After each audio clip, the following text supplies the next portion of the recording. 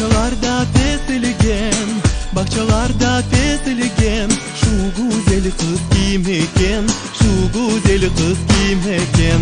Amanım civanım gel yanıma, liraları takayım gerdanına. Amanım civanım gel yanıma, liraları takayım gerdanına.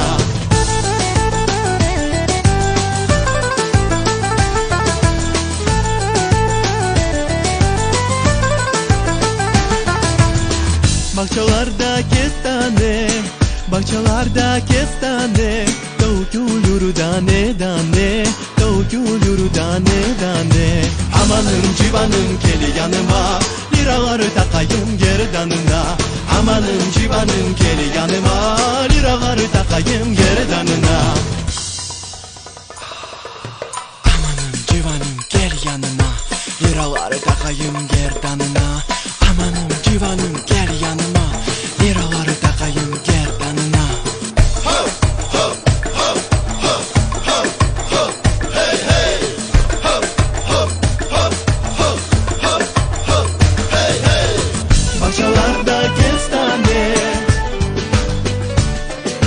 dökülür tane tane. Bahçelerde fesleğen,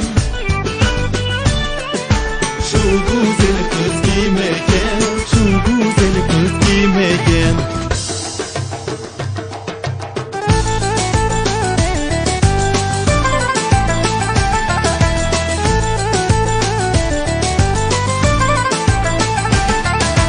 Amanım civanım gel yanıma, liraları takayım gerdanına.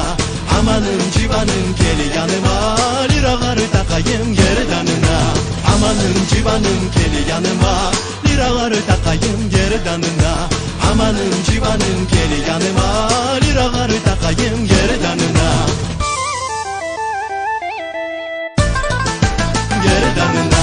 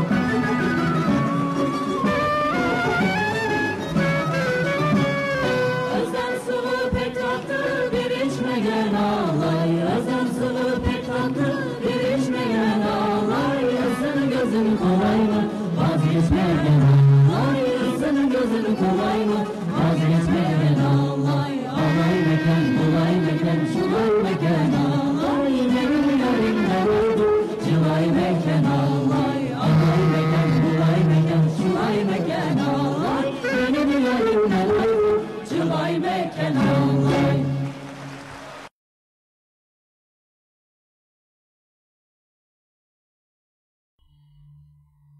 22 Aralık Cumartesi gecesi, saatlerimiz 21.02'yi gösteriyor. Genç Tatar programı 8. haftasında yine sizlerle. Hepiniz hoş geldiniz. Ben Aru Aysa. Ben Kalakay. Ben Çimişka. Yayınımız başladı. Hepinize hayırlı akşamlar diliyoruz sayın takipçilerimiz. Bugün yine güzel konular konuşacağız inşallah. Güzel başladık. Çimişka'nın bize hazırlamış olduğu 2 şarkıyla yayınımıza girdik. Bugün görüyorsunuzdur. Konumuz da, bugünün konuları da yukarıda şu anda yazılı. Biz tekrar edeceğiz inşallah. Güzel bir program geçirmemizi diliyoruz sizlerle beraber. Evet Kalakay, hoş geldin. Hoş bulduk değerli dostum. Asıl sen hoş geldin. Hoş buldum. Sen buradaydın galiba. Ben buradaydım. Sabahtan beri buradayım ben. Hemen onu da açıklayalım istersen. Kesinlikle. Sohbetimize girmeden. Neredeyiz? Bugün derneğimizdeyiz. Bugün Kırım Türkleri Kültür ve Yardımlaşma Derneği Konya Şubesindeyiz. Yani evimizdeyiz, öyle söyleyelim. Bugün sizlere derneğimizden yayınımızı gerçekleştirmeye çalışıyoruz. İnşallah hiçbir sıkıntı yaşamadan bugünü atlatmayı temenni ediyoruz. Evet Kalakay. Vallahi çok güzel bir şey oldu. Uzun zamandır 7 haftadır dışarıdaydık, geziyorduk. Göçebe misali görüştük. En sonunda yuvamıza geldik. Tabi yalnızca Konya Derneği'nde değil. Diğer derneklerde de eğer davet olursa ve zamanımız uygun olursa gidip oralarda da yayın yapmayı planlıyoruz. Tabii ki de. Çok da güzel olur. Evet, haftan zaman- nasıl geçti Kalakay? Bu sefer ben soracaktım, sen sordun. Hafta güzeldi, yorucuydu ve yoğundu. Her zamanki gibi yani, anlayacağım. Pek fazla bir şey yok ama dün biz yine dernekteydik. Cumhuriyet'in Çocukları Okuyor diye bir projemiz var. 2-3 Havas. haftadır bahsetmiştik zaten. Aynen. İlk yayınımızda da böyle bir proje yapacağımızı ve değerli dinleyicilerimizin de bize destek olmasını rica etmiştik. Evet. Şükürler olsun ki olanlar oldu. Bir kitap kampanyası var kardeşim şu anda. Biz ilkokul ve ortaokul düzeyinde öğrencilere kitap ulaştırmaya çalışacağız. Şu anda 2 okul belirledik. Onlara bir kitaplık, aslında kütüphane diye hayal etmiştik ama kitaplığın sadece 1-2 rafını dolduracak gibi, çünkü 2-3 okul olduğu için 2 gibi ama 3'e çıkabilir. 400-500 tane kitabımız var. Çok güzel. Umarım bir haftamız daha var. Eğer derneğimize kitaplar gelirse onları da bu öğrencilere ulaştırabiliriz bence. Haydi o zaman bir daha duyuralım takipçilerimizi.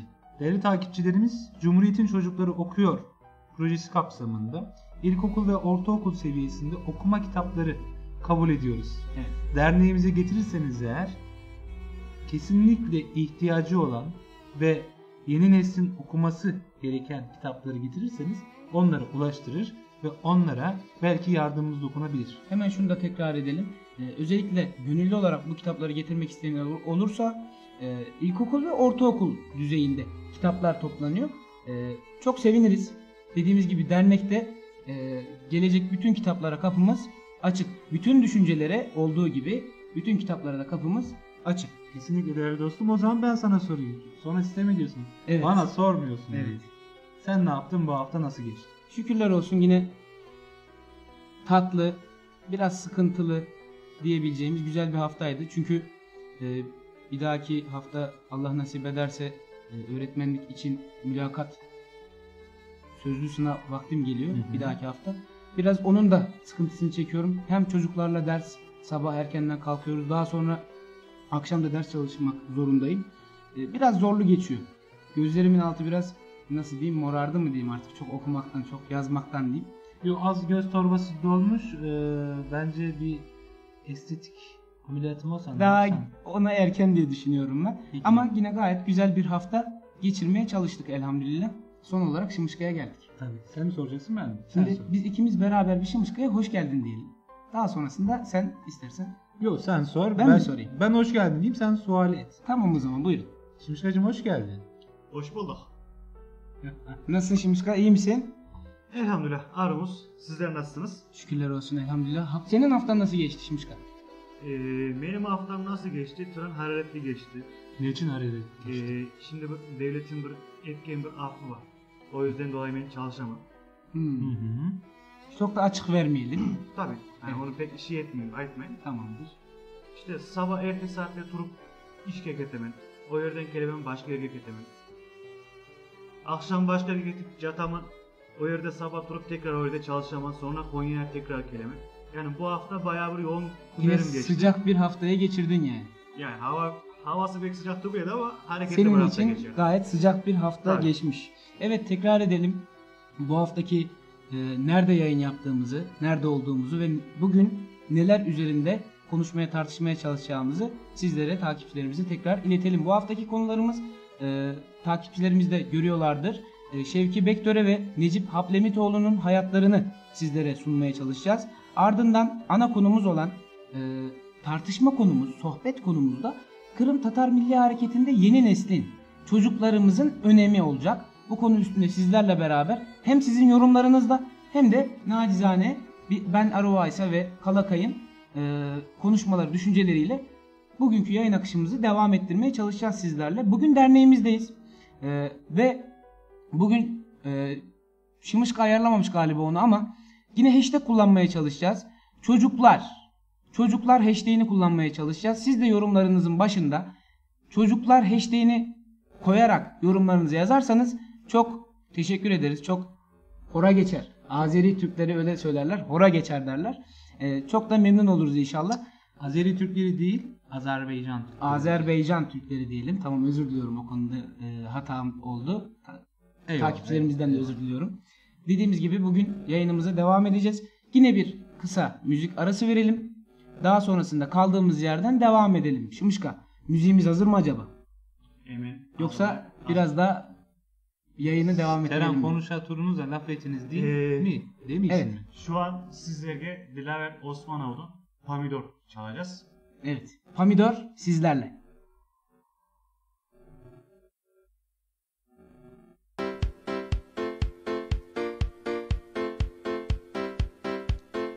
Şama şakay pek usta, kıştan saçar kapısta. Onun üstüne pomidor, çeşit türlü pomidor. Pom pom pomidor, ne acayip pomidor. Kayda baksa pomidor, çeşit türlü pomidor.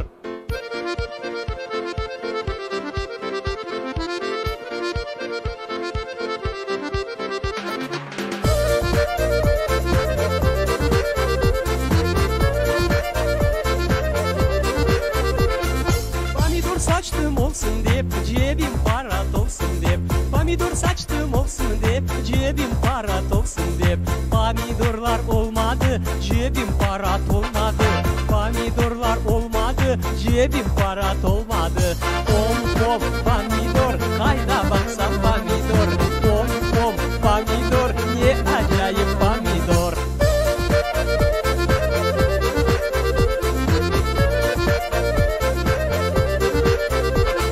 Çapaladım kurudu, son sulardım çurudu. Çapaladım kurudu, son sulardım çurudu.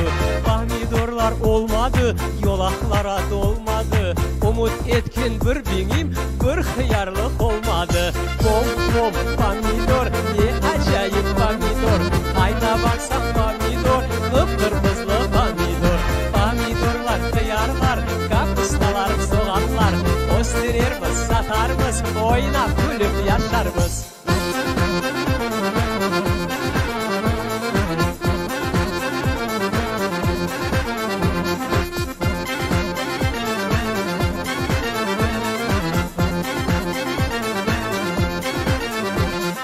Şama şakay pek usta, kışta saçar kapusta.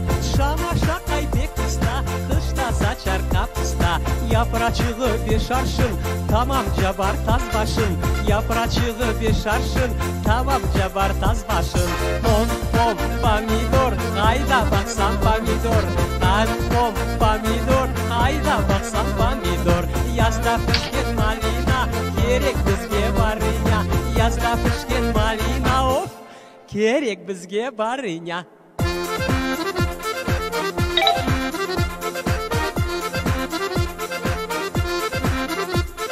Pom pom pomidor, hayda baksan pomidor. Ne acayip pomidor, kıpkırmızı pomidor. Pomidorlar, soğanlar, kapustalar, oğanlar. Öldürürmüz, satarmız, oynap gülüp yaşarmız.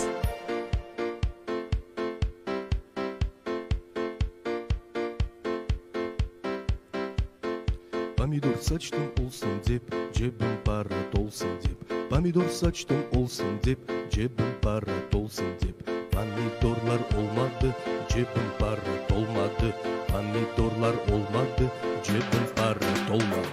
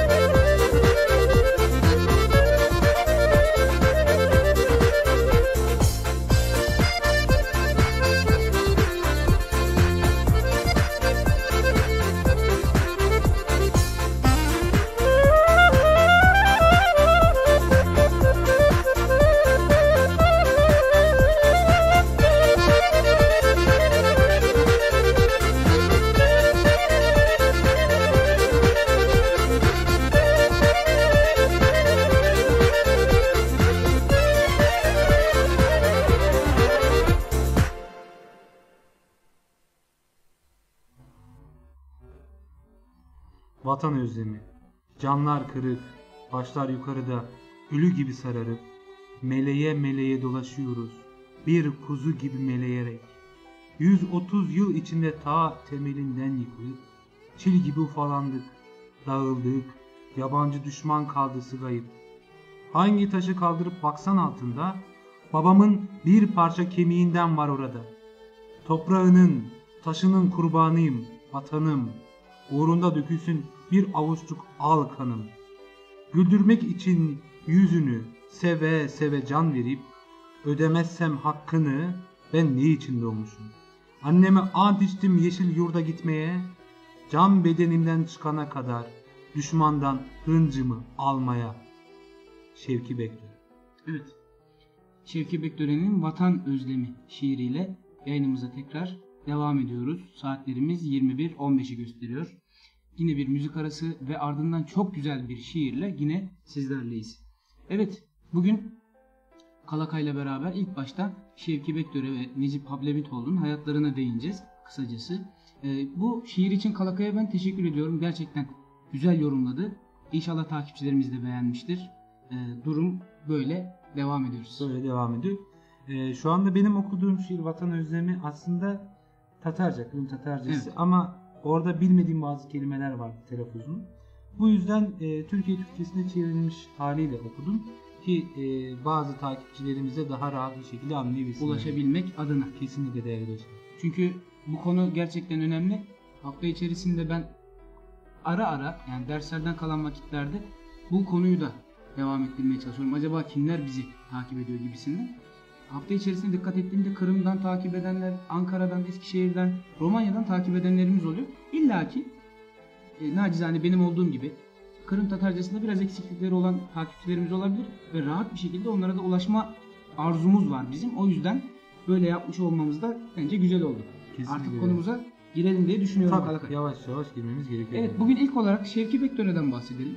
Aslında Şevki Bekdöre ve Necip Hablemitoğlu'nun neden bu hafta bahsedilmesi gerektiğini takipçilerimiz soracak olurlarsa, bu her iki büyük insanın ölüm yıl dönümleri 18 Aralık günüydü. Evet. Geçtiğimiz hafta içerisinde 18 Aralık'ta iki şahsında vefat yıl dönümlerini anmış olduk. Bugün de biz yayınımızda onlara değinmeden geçemeyeceğiz. Bu yüzden hem Şevki Bekdöre'yi hem de Necip Hablemitoğlu'nu yad ederek programımıza devam edeceğiz. Şevki Bekdöre'den bahsedelim yavaş yavaş Kalakay. Dinleyelim. Tam bir tarih ben bulamadım doğum tarihi olarak. 1888 yılı doğumlu, Romanya doğumlu, Kavlaklar köyünde doğmuş ve öğretmen bir ailenin evladı Şevki Bekdöre. Bu gerçekten onun hayatına da bir yol çizmiş, çünkü kendisi de, şimdi birazdan anlatacağım, hocalık ve mektepte öğretmenlik yapmış biri Şevki Evet. Bekdöre. 5 yaşında Romanya'dan artık nasıl söyleyelim, pılısını pırtısını toplayarak ailesiyle beraber Ankara'ya göçüp geliyorlar. 1912'de de gönüllü olarak Balkan Harbi'ne kendisi yazılıyor ve Balkan Harbi'nde savaşıyor Şevki Bekdöre. 1999 yılında ilk kez Kırım'a gidiyor. İşte Şevki Bekdöre'nin Kırım sevdası, Kırım aşkı bu tarihle başlamış oluyor. Oraya gitmesinin sebeplerinden biri hocalık yapmak. Oraya gittiğinde hocalık yapıyor Şevki Bekdöre ve 1. Dünya Savaşı başladığında, o çok sıkıntılı dönem başladığında ki 1914'lerden bahsediyoruz. O senede gizli şekilde ak topraklara dönüp geliyor ve Türk ordusunda 1. Dünya Savaşı'nda savaşıyor Şevki Bekdöre. Devamında baktığımızda hemen savaş sonunda 1918'de de Kırım'a, Aluşta'ya geri dönüyor ve Aluşta'da bir köyde mekteplik yapmak için bir okul açıyor ve o okulun da muallimliğini üstleniyor Şevki Bekdöre. 1932 yılına geldiğimizde KGB tarafından Şevki Bekdöre tutuklanır. Hapse atılır maalesef. Bir Kırım Tatarı yine bir tutuklanmış oluyor.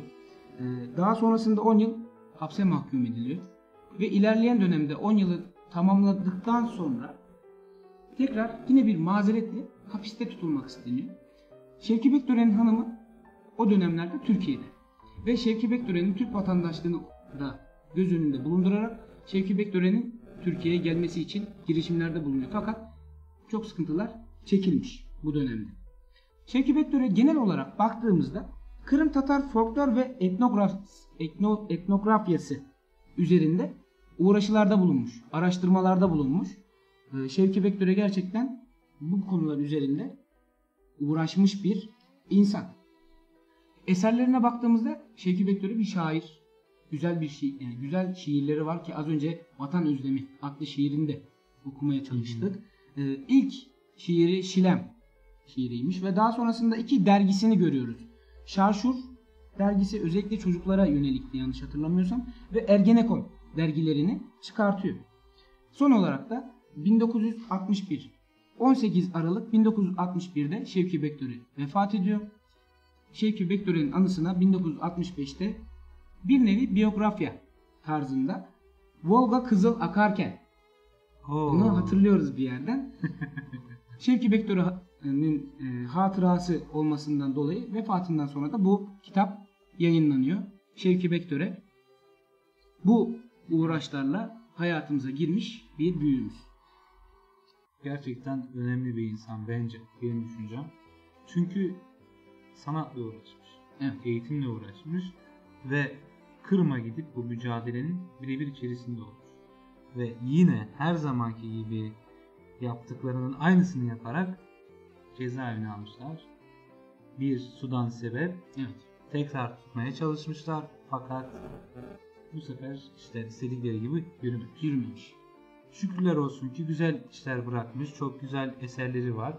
Sizlerin de bunu okuyup dinleyip bakarak neler hissettiğini, ki şairimizin pek çok eseri Kırım'a özlem, vatana özlem, bir aşk var ama bu aşk bir vatan aşkı şeklinde görebiliyoruz genel olarak. Bir alevlenen bir vatan aşkı görüyoruz. Kesinlikle ve Kırım Milli Tatar Hareketi'nde de, Kırım Tatar Milli Hareketi'nde de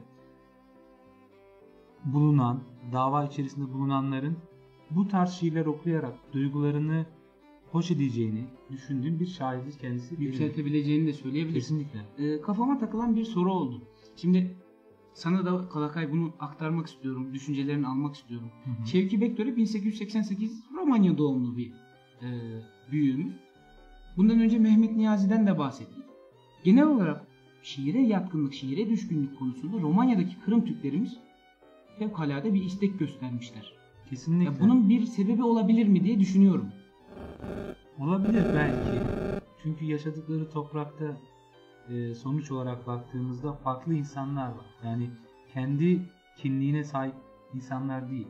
Yani kimlik oluşumuna da baktığımız zaman ben ve öteki vardır. Öteki insanların çok olması, öteki güruhun çok olmasıyla beraber kendisinin, kendi kültürünün bir bilincini oluşturarak bunu ister istemez bir sanat yoluyla insanlara duyurmak istemiş olabilirler. Olabilir. Çünkü Türkiye Cumhuriyeti'ne gelmiş olan Tatarlarımıza baktığımız zaman onlar kendi kardeşlerinin, çünkü yani Kırım Türkleri de Türk ve Türkiye'deki Türk Cumhuriyeti'ndeki insanlar da Türk olduğu için Bir sıcaklık bir var sıcaklık ortada. var ve kimlik oluşumunda bir ötekinin olmaması sebebiyle belki de Romanya'daki hani o insanların bu vatan, bu şiir, bu aşk, bu sanata dönük çalışmaları olabilir diye düşünüyorum açıkçası. Ben de şöyle aklıma geldi.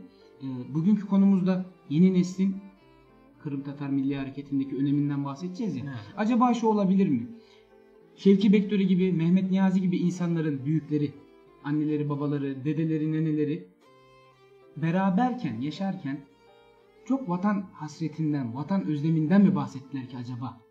O çocukluktan gelen bir durum mu ki diye düşünmüyor da değilim. Tabii bu da olabilir. Yani şöyle ki, ama o zaman Türkiye Cumhuriyeti'ndeki Tatarlara da biraz şey olmuyor mu? Onlar vatanla özlem duymuyor mu diye bir soru çıkar. Bunu şöyle yapabiliriz.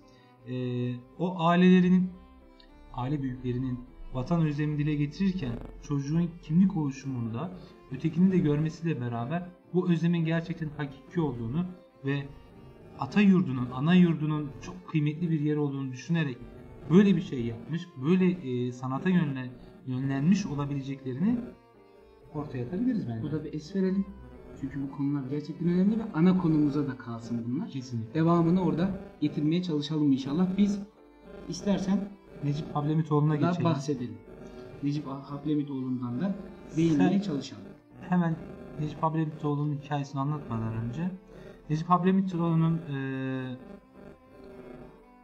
vefatıyla alakalı ki bir cinayettir aslında. Evet. Bir belgesel izlemiştim. Eşi de konuşuyordu. Pek çok insan belgeselde demeçler veriyor Necip Hablemitoğlu'na. Ve şu anda ekranlarımızda da Görüyorsunuz. Ki Necip Hablemitoğlu Konya'ya da gelmiş birisidir yani. 2003 yılıydı herhalde, tam hatırlamıyorum ama Konya'da da bir seminer, bir konferansa dahil olmuştu. Onun cinayet vakası çok kötüydü. Tam arabasından inerken ya da arabasına binerken karanlık bir vakitte arkasından kurşunlanmıştı, kurşun yemişti. maalesef. Meçhul olarak, faili meçhul olarak geçmişti ama Necip Hablemitoğlu'nun yapmış olduğu çalışmalara baktığımızda ve günümüz Türkiye'sinde Necip Hablemitoğlu'nun bahsetmiş olduğu bazı yapıların ülke içerisindeki o kaos ortamı, o hainlik meselesini Necip Hablemitoğlu anlatmıştı. Evet. Ve daha sonra kurşunlanarak, sırtından vurularak, herhalde sırtından vurmuş, tam hatırlamıyorum ama o an orada kameralar çekmiş. Çok vahim bir görüntüydü. Büyük bir aydınımızı kaybettik.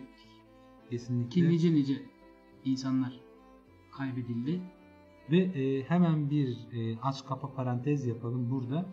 Necip Hablemitoğlu gençliğinde Müstecip İlküsal'la mektuplaşmış bir Öyle mi? büyüğümüzde. Evet.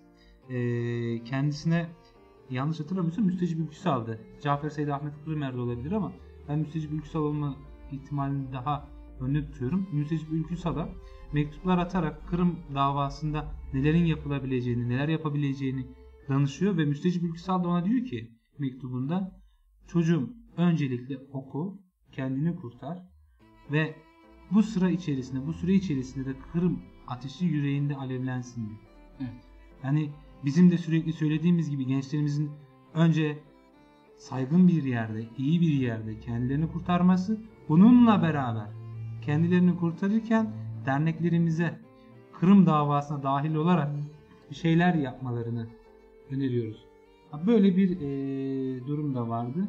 Sen hayatı da anlatırsan eğer, Evet. biz böyle boşa konuşmayalım. Devamında ekleyeceğiz. Tabii. Şimdi Şımışka'dan bir şey istiyorum. Necip Hablemitoğlu'ndan bahsetmeden önce şu yorumlarımıza bir bakalım. Yorumlarımızı bir değerlendirelim baştan sona kadar. Ahmet Cur, iyi yayınlar demiş. Çok teşekkür ediyoruz. Cahit Can, iyi yayınlar gençler. Çok teşekkür ediyoruz. Hilmi Demir, Hilmiciğimiz de burada. Selamun Aleyküm. Aru yayınlar demiş. Yayınlar doğru mu bilmiyorum ama. Ben de şu an biz yetemedim. mesajı aldık. Teşekkür ediyoruz. Şurada bir mesaj daha var Şımışka. Evet. Bayram Deniz iyi yayınlar diyor. Teşekkür ediyoruz. Şenol Boran, Şenol abimiz kolay gelsin, iyi yayınlar demiş. Çok teşekkür ediyoruz. Öznur Bayrak Altan, kolay gelsin, iyi yayınlar diyor. Çok teşekkür ediyoruz. Hilmi Demir, ne çalışacak Şımışka? Kahve, çay içip oturuyor demiş. Biz şahit değiliz bu konuda. Bu konuyla ilgili bir şey söyleyemeyeceğiz. Metin Çetin Derneği Demiş Hilmi Demir. Metin Çetin Derneği demiş Hilmi Demir. Bekliyoruz, belki de bir sürpriz olabilir. Evet. Resul Ölçek. Şımışkaya bir mesaj var burada. Evet, Resul Ölçek'ten bir istek gelmiş. Güzel Kırım parçasını istiyoruz, iyi yayınlar demiş. İnşallah yayınımızın akışında yer vermeye çalışalım. Hilmi Demir Resul Ölçek'e bir göndermede bulunmuş. orada bir konuşma geçmiş. O konuşmaya biz dahil olmayalım. Zaten dinleyiciler ve izleyiciler görüyor. evet, bol bol yorumlarınızı, düşüncelerinizi bekliyoruz. Bugünkü konumuz çocuklar, ki görüyorsunuz şu anda ekranımızda da. O hashtagle yorumlarınızı yaparsanız çok sevineceğiz. İnşallah yayınımızda bol bol hem sizin yorumlarınıza da yer vermeye çalışacağız, hem sohbetimizi etmeye de çalışacağız. Şimdi gelelim. Kalakay'ın çok güzel bahsetti. Üstüne eklemeler yapalım. Hayatından biraz bahsedelim. Çok kısa bir bilgi var. Uzatmak istemedim Necip Hablemitoğlu'ndan. Necip Hablemitoğlu da Şevki Bekdörü gibi 18 Aralık tarihinde 2002 yılında vefat ediyor. Allah 2002, evet. rahmet eylesin. O zaman 2000 yılında olabilir o zaman. Konya'ya geldiğini hatırlıyorum çünkü. Daha öncesiymiş. Daha 2003 demiştin galiba. 2003 demiştim. Öncesiymiş. Daha öncesidir. Ben büyük bir ihtimalle bir yayın organında bastırılmış olan bir dergimizde görmüş olabilirim. Oradan aklımda kalmış olabilir. Evet. 18 Aralık tarihli vefat tarihi Necip Hablemitoğlu'nun. 28 Kasım 1954 doğumlu. Akademisyen, Kalakay'ın da bahsettiği gibi araştırmacı, yazar bir insanımız Necip Hablemitoğlu. Tanımayanlar için şunu da eklemek istiyorum ben. Necip Hablemitoğlu bir Kırım Türk'ü. Yani bilmeyenler için bunu da tekrarlamış olalım. Araştırmacı, hem akademisyen hem araştırmacı, yazar. Akademisyenlik yönünde baktığımızda Türk topluluklarının yakın tarihleri konusunu, çalışmalarını yürütmüş. Yani sadece Kırım Türkleri ile ilgili değil, birçok Türk topluluğunun da yakın tarihte neler yaşadıklarını, neler olduğunu araştırmalarında, akademik araştırmalarında yer vermeye çalışmış. Ama daha çok biz çalışmalarında Kırım Türkleri ile ilgili olan çalışmalarını görüyoruz. Çünkü diğerlerine göre biraz daha terazide ağır basıyor bu çalışmaları. Ve özellikle Necip Hablemitoğlu İsmail Gasparalı üzerine araştırmalar yapmış ve bulduğum kaynakta şöyle diyordu. İsmail Gasparalı üzerine birçok kaynakta bulmuş Necip Hablemitoğlu. Bu konuda çok çalışmalar yapmış Necip Hablemitoğlu. Ve maalesef Kalakay'ın da bahsettiği gibi 18 Aralık 2002 senesinde hali meçhul bir olaya çok kötü kurban bir gitti. olay sonucunda Necip Hablemitoğlu'nu kaybediyoruz. Hem Şevki Bektöre'ye hem de Necip Hablemitoğlu'na bol bol rahmetler diliyoruz. İnşallah Şevki Bektöre'ler gibi, Necip Hablemitoğlu'ları gibi birçok genç nesil, çocuklar yetişir ve onların yerlerini doldururlar diyoruz. Evet, bugün bu insanların hayatlarından size biraz bilgi vermeye çalıştık. Gönüllerinize girmeye çalıştık bu konularla. Birazdan yine bir ara vereceğiz ve sonrasında kaldığımız yerden devam edeceğiz. Evet Kalakay. Evet. Söylemek istediğin, eklemek istediğin varsa. Var mı? Var. Bugünün ayrıca bir özelliği var. Onu en sona saklıyorum. Tamam. En sona saklıyorsun. Özellikle Necip Hablemitoğlu için. Çünkü az önce senden aldım, es verdik. Eklemek istediğin varsa, düşüncelerin varsa onları alayım. Düşüncelerinden ziyade bir kitap önerisinde bulunacağım ben. Çok güzel olur. Yazarımız, daha doğrusu değerleyenimiz, editörümüz Adem Hablemitoğlu. Tam olarak araştırma yapmadığım için Necip Hablemitoğlu'yla nasıl bir kan bağı var bilmiyorum. Fakat eseri şöyle ki, Necip Hablemitoğlu'nun mektupları şeklinde. Bu esere bakılmasına şiddetle tavsiye ediyorum ki genç yaşta bir insanın Kırım davasında önemli bir yerde bulunan insana yazdığı mektuplar var. Daha pek çok mektup var tabi. Bu eseri bakarak, okuyarak, inceleyerek belki şu anda anlattıklarımız bir boşluk oluşturabilir. Zihinlerinde yer edinebilir diye düşünüyorum ve başka da bir ekleme yapacak Şunu şey da yok. ekleyelim mi? Tabii. Az önce bahsettiğin kitap gerçekten kıymetli bir kitap. Necip Hablemitoğlu'nun da özellikle Kırım Türkleri konusu üzerine kitapları var. Evet. Yani araştırmak isteyen takipçilerimize buradan bunu da söyleyebiliriz. Okumak isteyen, çok merak eden takipçilerimiz varsa Necip Hablemitoğlu'nun Kırım Türkleri üzerine, İsmail Gasparalı'nın üzerine kitapları da var. İsimlerini şu anda önümde olmadığı için ben sayamıyorum ama gerçekten araştırmak isteyenler varsa çok rahat bir şekilde internetten ulaşabilirler. Bu konuda bunları da söyledikten sonra bir şarkı arası verelim yine ve daha sonrasında ana konumuza, çocukların Kırım Tatar Milli Hareketi'nde, yeni neslimizin Kırım Tatar Milli Hareketi'ndeki önemine değinmeye çalışalım nacizane. Evet, Şimuşkan.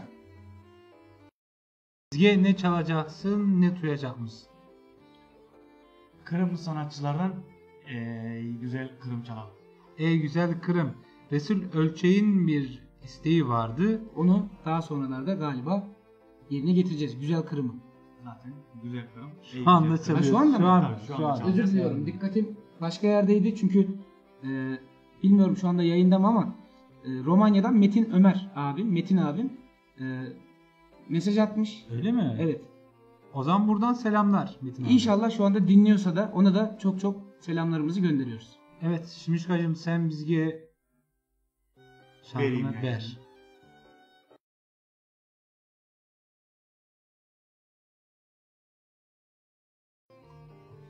Evet, kaldığımız yerden devam ediyoruz. Saatlerimiz 21.38'i gösteriyor. Evet sevgili takipçilerimiz, Şevki Bektöre ve Necip Hablemitoğlu'nun hayatlarını anlattıktan sonra bugünkü ana konumuza geçiyoruz. Kırım Tatar Milli Hareketi'nde yeni neslin, çocuklarımızın önemini bahsedeceğiz. Bunun üzerinde konuşacağız, sohbet etmeye çalışacağız inşallah. Evet, Kalakay. Evet değerli dostum, aslında çok önemli bir konu. Neden önemli bir konu? Şu anda hepimiz yaşlanıyoruz. Maalesef. Maalesef. Ömür dediğin şey tutulmuyor ki, bu zaman denilen şey. Neyse efendim. Bizler yaşlanıyoruz ve ardımızdan gelecek neslin yetiştirilmesi gerekiyor. Bu yetiştirilme mevzusu kültürel bağlam. Evet. En önemli şey bu. Dil ve kültür bağlamında şeylerin yapılması gerekiyor. Bu yüzden yeni nesil derken biz direkt yeni nesil dedik ama çocuklardan bahsediyoruz. Burada ailelere çok önemli bir görev var. Evet. Bu da şu ki ev içerisinde Tatarca konuşuyorsun yahut Tatar kültürüyle, Kırım Tatar kültürüyle alakalı şeylerin çocuklara paylaşılması, öğretilmesi gerekiyor.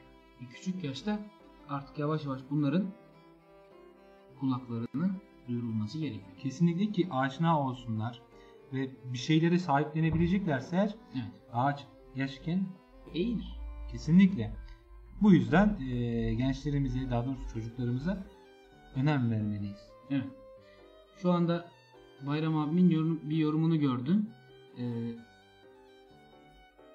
Bununla ilgili bir bilgim var. İstanbul'daki kısa mesafe Türkiye Şampiyonası'nda zirvede bir Atiker Konyasporlu demiş. Şu anda Konya'da yaşadığımız için bizim için önemli tabii ki bu. Yüzücümüz İbrahim Ethem Akırşan Türkiye rekorunu kırmış. Onu da tebrik ediyoruz buradan. O kardeşimizi de tebrik ediyoruz. Ayrıca ben buna bir şey daha ekleyeceğim. Bir Kırım Türk'ü kardeşimiz var. Evet.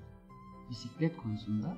Ve şu anda yanlış bilmiyorsam Niğde'de kampta. Ona da selamlarımızı gönderelim. Bizi takip ediyordur muhtemelen. Bol bol selamlarımızı gönderiyoruz. Allah kolaylık versin. İnşallah Konya'dan bir Kırım Türk'ü çıkacak. Ve bu bisiklet konusunda hem Kırım Türklerini hem de kendisinin ismini duyuracak inşallah. İnşallah değerli dostum. Şimdi çocuklar demişken de güzel oldu. Bayram abimize de teşekkür ediyoruz. Bu konular gerçekten önemli. Çünkü PR deniliyor değil mi? Yani evet. Özellikle bu konuların kamuoyuna duyurulması konusunda güzel şeyler oluyor. Ve inşallah bunların üstüne daha da güzel şeyler eklenir. Evet, İnşallah devam değerli edelim. dostum. Yani sen şu anda eğitimcisin ve okuttuğun öğrencilerin yaşları belirli. Evet. 1. ve 4. sınıf arasındaki çocukları okutuyorsun. Evet.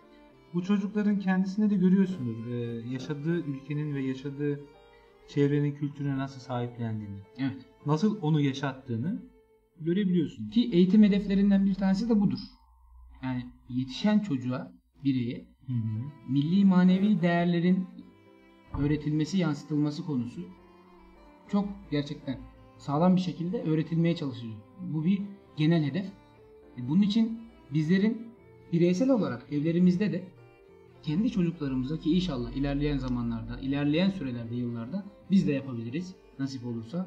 Bizim de evlerimizde aynı eğitim sistemi gibi çocuklarımıza Kırım Türklüğü hakkında, Kırım hakkında, Kırım tarihiyle ilgili konular hakkında, Kırım büyükleri hakkında nice şeylerden yeri geldiğince bol bol bahsetmemiz gerekiyor. Kesinlikle değerli dostum. Ve hemen çocukluk çağına gelelim. Gençlik çağına değil de bu anne karnındaki döneme gelelim. Evet. Bir makalede okumuştum. Çocuklar, daha doğrusu bebekler anne karnındayken dış sesleri algılayıp onlara algılayıp işte beyinlerine yerleştiriyorlar. Aynen. O yanlış bilmiyorsam belli bir evreyi geçtikten sonra yavaş yavaş iskeletin, bedenin oturmasından sonra ki ilk şöyle söyleyeyim ben takipçilerimize, bir çocuğun anne karnındaki gelişimi baştan başlıyor. Ve bu yüzden kulaklar oluştuğu için yanlış bilmiyorsam 4 ve 5. aydan itibaren çocuk anne karnında rahat bir şekilde bazı sesleri alabiliyor. Evet. Özellikle yakınındaki sesleri. Hatta son zamanlarda moda olmuştu birkaç sene öncesinden işte anne hamileyken klasik müzik dinleyelim Evet. gibi şeyler vardı. Bizim tavsiyemiz de şöyle ki ilk baştan başladık madem hamile Tatarlara sesleniyoruz, hanımefendilere, kız kardeşlerimize, ablalarımıza sesleniyoruz. Mümkün mertebe eşinizle ya da çevrenizdekilerle Tatarca konuşursanız bu genç Kırım Tatarı dilimize hakim olacak. İnşallah. İnşallah. Yani böyle bir hani biz projeyi, bu işi en baştan başlayalım, bebeklikten. Hem Tatarca konuşsunlar olabildiğince. Tabii. Hem de şunu yapsınlar mı? Hani klasik müzik dedin ya. Evet. Enstrümantal tarzı. Metin Batur abimizin Kırım yıllarında dinletebilirler. Kesinlikle çok güzel olur bence. Böyle yapabilirler değerli dostum. Daha sonra çocuk doğdu. Belli bir süre içerisinde tam olarak pedagog değilim yani. Çocuk şudur budur şöyle yapılsın diye burada ben vaaz veremem. Evet. Nacizane. Ama nacizane fikirlerimizi söylüyoruz sadece. Çocuklarımızın belli bir yaşa geldikten sonra konuşma becerisini kazandığı zamandan itibaren onlara Tatarca hitap edersek, Tatarca şekilde konuşursak, Tatarca'yı konuşursak onlara dile yakınlık hissedecekler ve büyüdükleri zaman efendim ben anlıyorum ama konuşamıyorum olmayacak. modundan ben hem konuşuyorum hem anlıyorum moduna gelecek. Evet. Hatta şöyle bir şey söyleyebilir miyiz o konuyla ilgili? 2 hafta önce misafir olduğumuz genç çiftin Evet. çocuklarının Harun ve Esma çiftinin Katesin Arumus'un dediğinde babası çok rahat bir şekilde Aruman demesi. Tabi dil hemen dönmüyor. Küçük bir çocuktan bahsediyoruz ama evet. o Aru kelimesini duymak bile insanın hoşuna gidiyor. Kesinlikle. Değerli dostum, yani böyle yapılması gerekiyor. Çocuklarımızı eğitmemiz gerekiyor. Burada bizim kültürümüzü onlara vermemiz gerekiyor. Evet. Yoksa olmaz. Yapamayız. Hiçbir şey yapamayız. Biz burada oturur konuşuruz. Dinleyicilerimiz herhangi bir yerde oturur dinlerler ve bir yenilik olmaz. Yeni bir şey eklenemez. Evet. Yani bizim alttan yeni neslin kuvvetli gelmesi gerekiyor. Kültürüne sahip çıkması gerekiyor ve dilini olduğunca iyi bir şekilde konuşması gerekiyor. Ki en önemli sorun da şu bence. Geçen haftalarda dil konusunu konuşurken mesela Kırım Tatarcasının kaybolan diller arasında arasına UNESCO. girdiğinden bahsetmiştik. Şimdi yarım da olsa biz konuşmaya çalışıyoruz ama ilerleyen dönemlerde dilin kaybedilmesi çocuklarda kültürün de kaybedilmesini, o senin bahsetmiş olduğun o 3 ayaklı durumun, tarihin ve dilin de kaybedilmesine sebep olacak. Kesinlikle. Yani belki bir 50 yıl sonra eğer bunlar gerçekleşmezse, işlevli hale dökülmezse çocuklarımız Kırım Türklüğünün ne olduğunu bilmeden yaşayacaklar belki de. Kendileri Kırım Türkü olsa dahi. Böyle bir sorunu da aşmak için bunları gerçekten önem vermemiz gerekiyor ve hayatımıza yerleştirmemiz gerekiyor. Kesinlikle. Bir de şöyle bir durum var değerli dostum. Çiftlerin birinin Kırım Tatarı, diğerinin farklı bir gruptan, etnik gruptan ya da Türkiye olması durumu var. Burada da yine ne olursa olsun bence biraz dominant bir tavır takınarak şunu söylemek istiyorum. Kırım Tatarı olan eşlerin Tatarcayı konuşması, çocuklarına bilhassa anlatması, konuşması gerekiyor. Hanım kardeşlerimiz için şöyle bir tavsiyede bulunuruz. Eşinize eğer çiğ börek, köbete, cantık, tögörek yapıp onlara ikram ederseniz, onlara bir akşam yemeğini böyle güzelce bir sofra hazırlarsanız, onlar zaten Kırım Türklüğünün, Kırım Tatarlığının ne kadar güzel bir şey olduğunu fark edecekler. Kesinlikle. Kesinlikle ve belki de eşleriniz de şey yapacak böyle. Daha istekli bir şekilde. Belki apakay Tatarca konuşsan da konuşsak mı gibi mesela. Böyle şeyler de olabilir. Bir güdülenme Tabii, olabilir. tabii. Eğitim tabiriyle söyleyeyim Kesinlikle olabilir. Yani bu yüzden burada Tatar hanımların böyle bir avantajı var. Evet. Bu bizim efsane mükemmel olan mutfağımızı eşlerine ikram ederek böyle güzel bir sofra hazırlayarak Ki onları kalbe giden yoldan bahsediyorsun Tabii, şu anda. Tabii. Yani kalbe giden yol Mideden geçiyor. kesinlikle.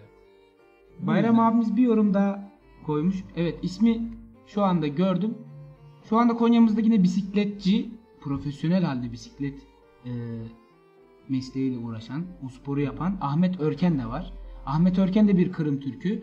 Konya'mızı temsil ediyor, bizleri temsil ediyor. Yanlış bilmiyorsam en son Çin'e gitmişti. Evet ama Ülkemizi temsilen gitmişti.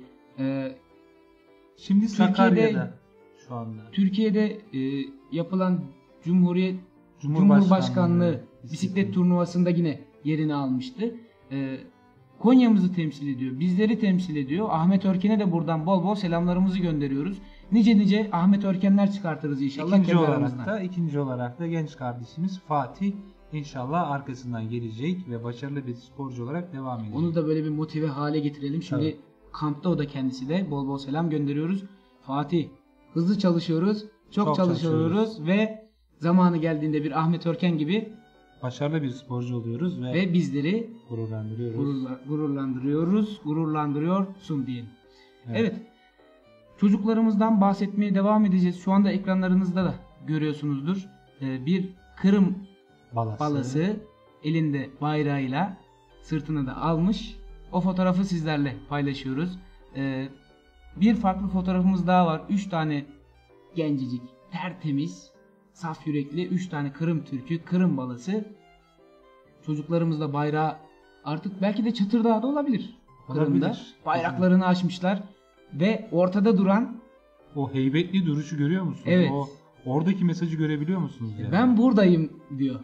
Biz buradayız diyor.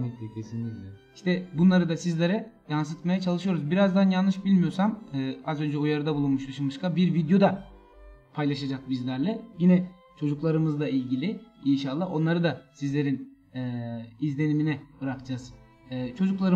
Çocukların davamızdaki önemini bahsederek konuşmamıza devam ediyoruz.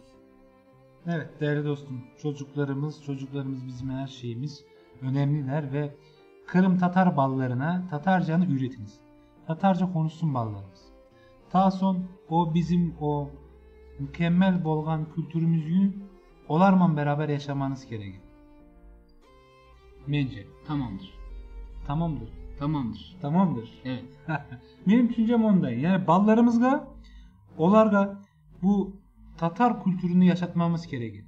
Ya bu yerde evvela tacan açkanımızdayım. Mutfaktan başlayacak biz ballarımızga da. Tabii dikkat edecek miyiz? Malum günümüzde obezite denen bir rahatsızlık var. Tabii ki. O yüzden ballarımıza o konuda dikkatli olacağımız. Fakat mutfaktan başlayacağımız daha son ballarımız teran gelişken son. Olarga bayrağımızla başlayabilir yani. O bayrağın, o tarak tamganın anlamı Ne anlama geldiğini. Tabii o gök renginin anlamını vererek de aytabilir miyiz o ballarga, anlatabilir miyiz? Daha sonra yavaş yavaş Kırım tarihiyle alakalı bazı şeylerini anlatıp olarga ne kadar balaban bir milletin içinden gelgenimizni ve kadi bir memleketten gelgenimizi olarga anlatabilir miyiz? Evet. Ki hatırlarsın ben şahsen babaannem ve dedemden bu konularla ilgili kendi duyduklarını, kendi öğrendiklerini bize yansıttıkları günler olmuştu. Çok güzel şeylerden bahsediyorlardı. Ben ilk Kırım'ı yanlış hatırlamıyorsam 9-10 yaşlarımda babaannemden şöyle duymuştum. Yemyeşil, burada şimdi köyümüzü söylemeyelim. Bizim köyümüz gibi değil. Yemyeşil dağlarında ağaçları olan, suları şarıl şarıl akan bir vatandan bahsetmişti babaannem bana. Allah rahmet eylesin. Çok güzel durumlarla öğrenmeye başladım. Senin de böyle aklına gelen şu anda var mı? Aklıma İlk böyle Kırım, Tatarlık, Kırım Türkü konusunda büyüklerinden duyduğun, gerçekten böyle bir durum var mı diye araştırmak istediğin bir durum, olay var mı?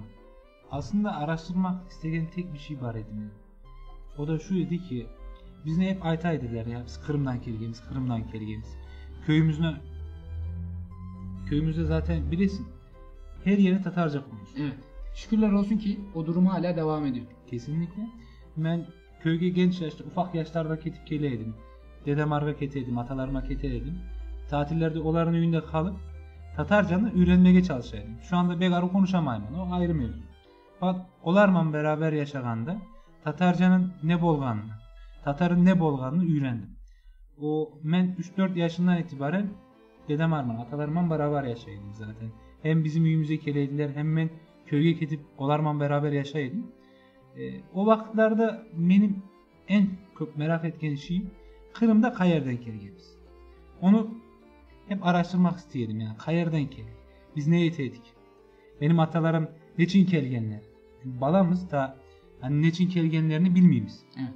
Yani balalıkta aytamayediler belki de bala korkmasın deyip aytmaydılar bizge ama daha sonra da öğrendik. Yani benim en çok istediğim şey o Kayır'da yaşaganımız. Hı hı. O Kırım'da. Ve daha sonra öğrendim ki biz Karasu Pazar'dan kelgemiz. O yerini duydum. Daha sonra hangi köyden kelgemizi araştırdım. Onu taptım. Tabi tam nokta atışı etemayız işte ya. Koordinatlar verilmiyor Elden yani. geldiği kadarıyla. Tabi Kayır'dan kelgemizi Teheran'da olsa bilemiz şu anda. Daha sonra işte yaşayımız, arkadaşlarımız var. Ben Tatarman deyip böyle göğsümü gererek ben Tatarman, ben Tatar balasıman deyip ayet ettim ve bazı arkadaşlarım bana Tatar deyip hitap etti. Bir nevi Tatar lakap, kel diyediler. Bir- Tatar kel top oynayıp bir falan. nevi lakap tarzı. Tabi lakap tarzı bolgan edi bir zamanlar. Şimdi takip Tatar'dan ziyade Kırımlı'da taktılar. Kırımlı kadem, Kırımlı kardeşim deyip aytalar. Evet. Bu yerde tabi bu Kırımlı filminin de bir etkisi var. Tabii ki yani. O efsane bir filmin etkisi de olmaz olur mu? Şu an Tatar'dan bir Kırımlı moduna geçtik. Fakat baktığımız zaman genç yaşta bu bilinci bizi ailemiz bilerek ya da bilmeyerek oturttular. Bunun bir etkisi var tabii ki de. Şu anda bizi dinleyenlerin işte 20 yaşın üstünde olanlar ve ailesinin iki tarafı anne ve babası Tatar ise eğer kesinlikle bir şeyler öğrenmiş, bir şeyler duymuş ve Tatar olduğunu kesinlikle hisseden insanlar var. Evet. Fakat şu anda genç olan kardeşlerimiz de 20 yaşın altındaki genç kardeşlerimiz onlara karagan vakitimizde Tatarlıkını pek bilmiyorlar. Kırım'ın Kayır'da bolganını bilmiyor. Ta 2014 senesinde Uruslar Keni Kırım'ı işgal etkende ondan sonra duydular. Maalesef, maalesef. Ben de tam güzel yerden girdim. O konuyu söyleyecektim. Tabii ki annelerimizin, babalarımızın, büyüklerin bizim üzerimizde Kırım Türklüğü ile ilgili etkileri oluyor. Ama şu da var. Eğitimde bu da geçer. Akran Evet. bağlamı, etkileşimi gerçekten önemli. Neden önemli? Şu örnekle ben izah etmeye çalışacağım. Sene 2012-2013 zamanları ki üniversiteye başladığımız zamanlarda ve çocuktuk yani öyle söyleyelim. Genç, daha gençliğin ilk evrelerini yaşayan insanlardık ve bir gün bana bir telefon geldi. Hı hı. Dernekte toplantı yapılacağını bana söylemiştin Kalakay. Ve o gün işte bu akran etkileşimi de gerçekten önemli. Çünkü genç yaşta az önce bahsettik ya çocukların Kırım ve Kırım Türklüğü üzerine aldıkları o eğitim diyelim öğrendikleri arkadaşlarına da yansıyor belli bir dönemden sonra. Evet. Ki Kalakay'ın bana böyle bir olayla telefon açıp konuşması ve daha sonrasında benim derneğe gelerek bu işlere girmem senin de vasıtanla böylelikle oluşmuş oluyor. Yani hem büyüklerimizden bahsediyoruz hem de bu bilgileri öğrenen ve arkadaşlarıyla paylaşan çocuklarımızın da olabilmesi adına gerçekten bu önemli. Bizler çocuklarımızı, yeni nesillerimizi bu tarzda yetiştireceğiz ki belli bir yaştan sonra arkadaşlarına belki de hiç bilmedikleri Kırım Türkü olarak bilmedikleri arkadaşlarına bunları anlatacak ve onları da benimsetecek bu konuyu. Bu da gerçekten önemli. Kesinlikle değerli dostum öyle. Şimuşka hazır dediydi az önce. Ben o yüzden tamamdır demiştim. Tamam. Bir kısa bir videomuz var. Onu sizlerle bir paylaşalım. Küçük balalarımız bayrakla ilgili değil mi Şimuşka? Bayrakla ilgili güzel bir videosu var ve şimdi o sizlerle. Bayrak tutan kolunda, birlik olsun halkımız, bilsin herkes Kırım'da, bu bizim bayrağımız. Bayrağını yaraştıra, altın küstüye damgamız, var olayım dünyada, gülüsün vatanımız.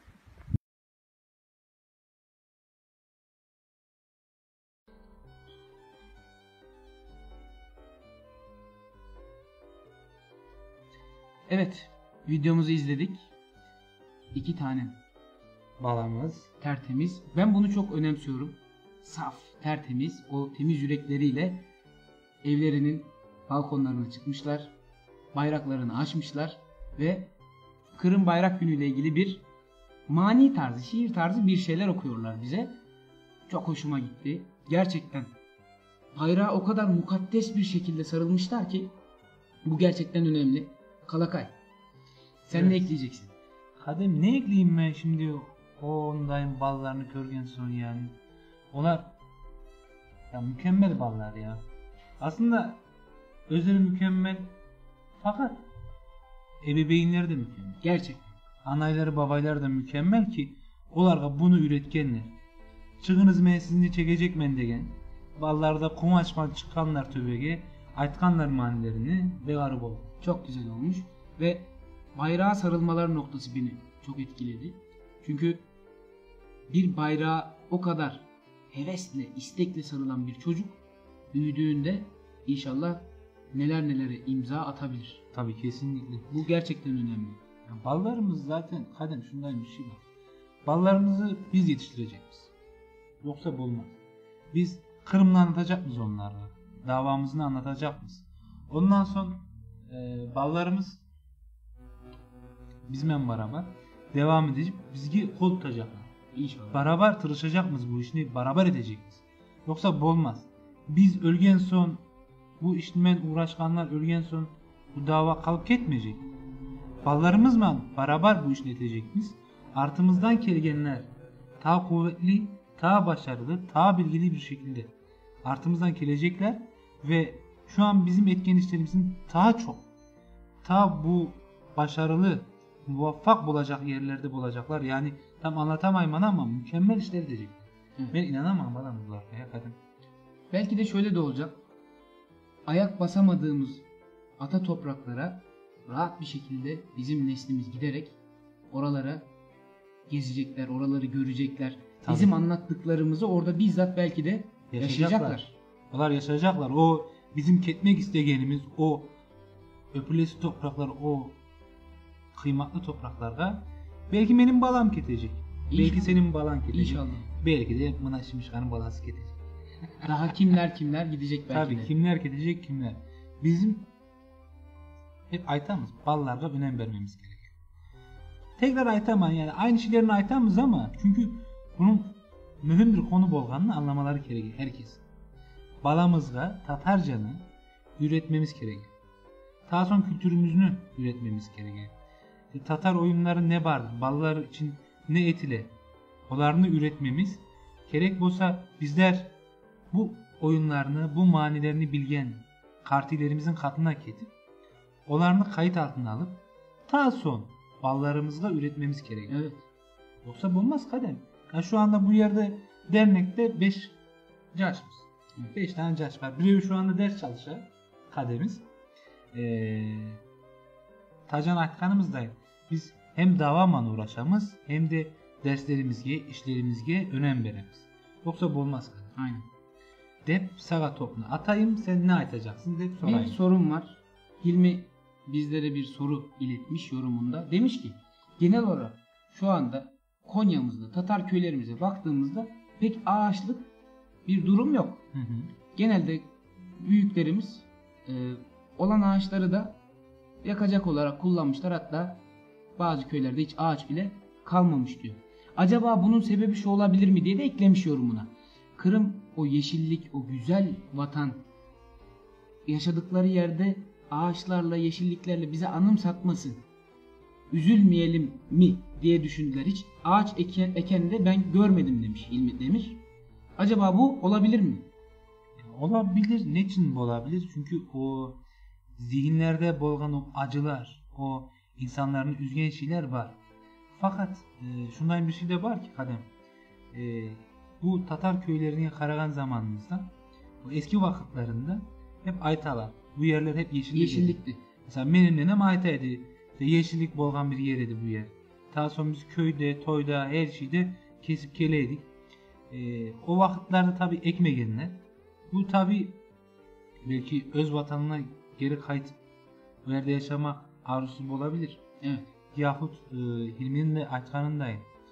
O hüzünlü, o kötü günlerini hatırlamak istemeyenler için bu olabilir.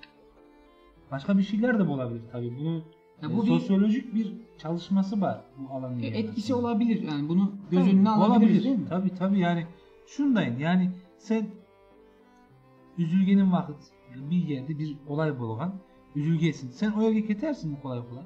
Yani. Mesela aramızda kalsın şimdi dinleyiciler de belki duymasın. Şimdi sen sevgilin boşa. Daha sonra onunla kavga etsen ayrılsan. Onunla beraber o ayrılgan yerine keter misin? Yani psikolojikman tabii ki de etkiler, gitmezsin.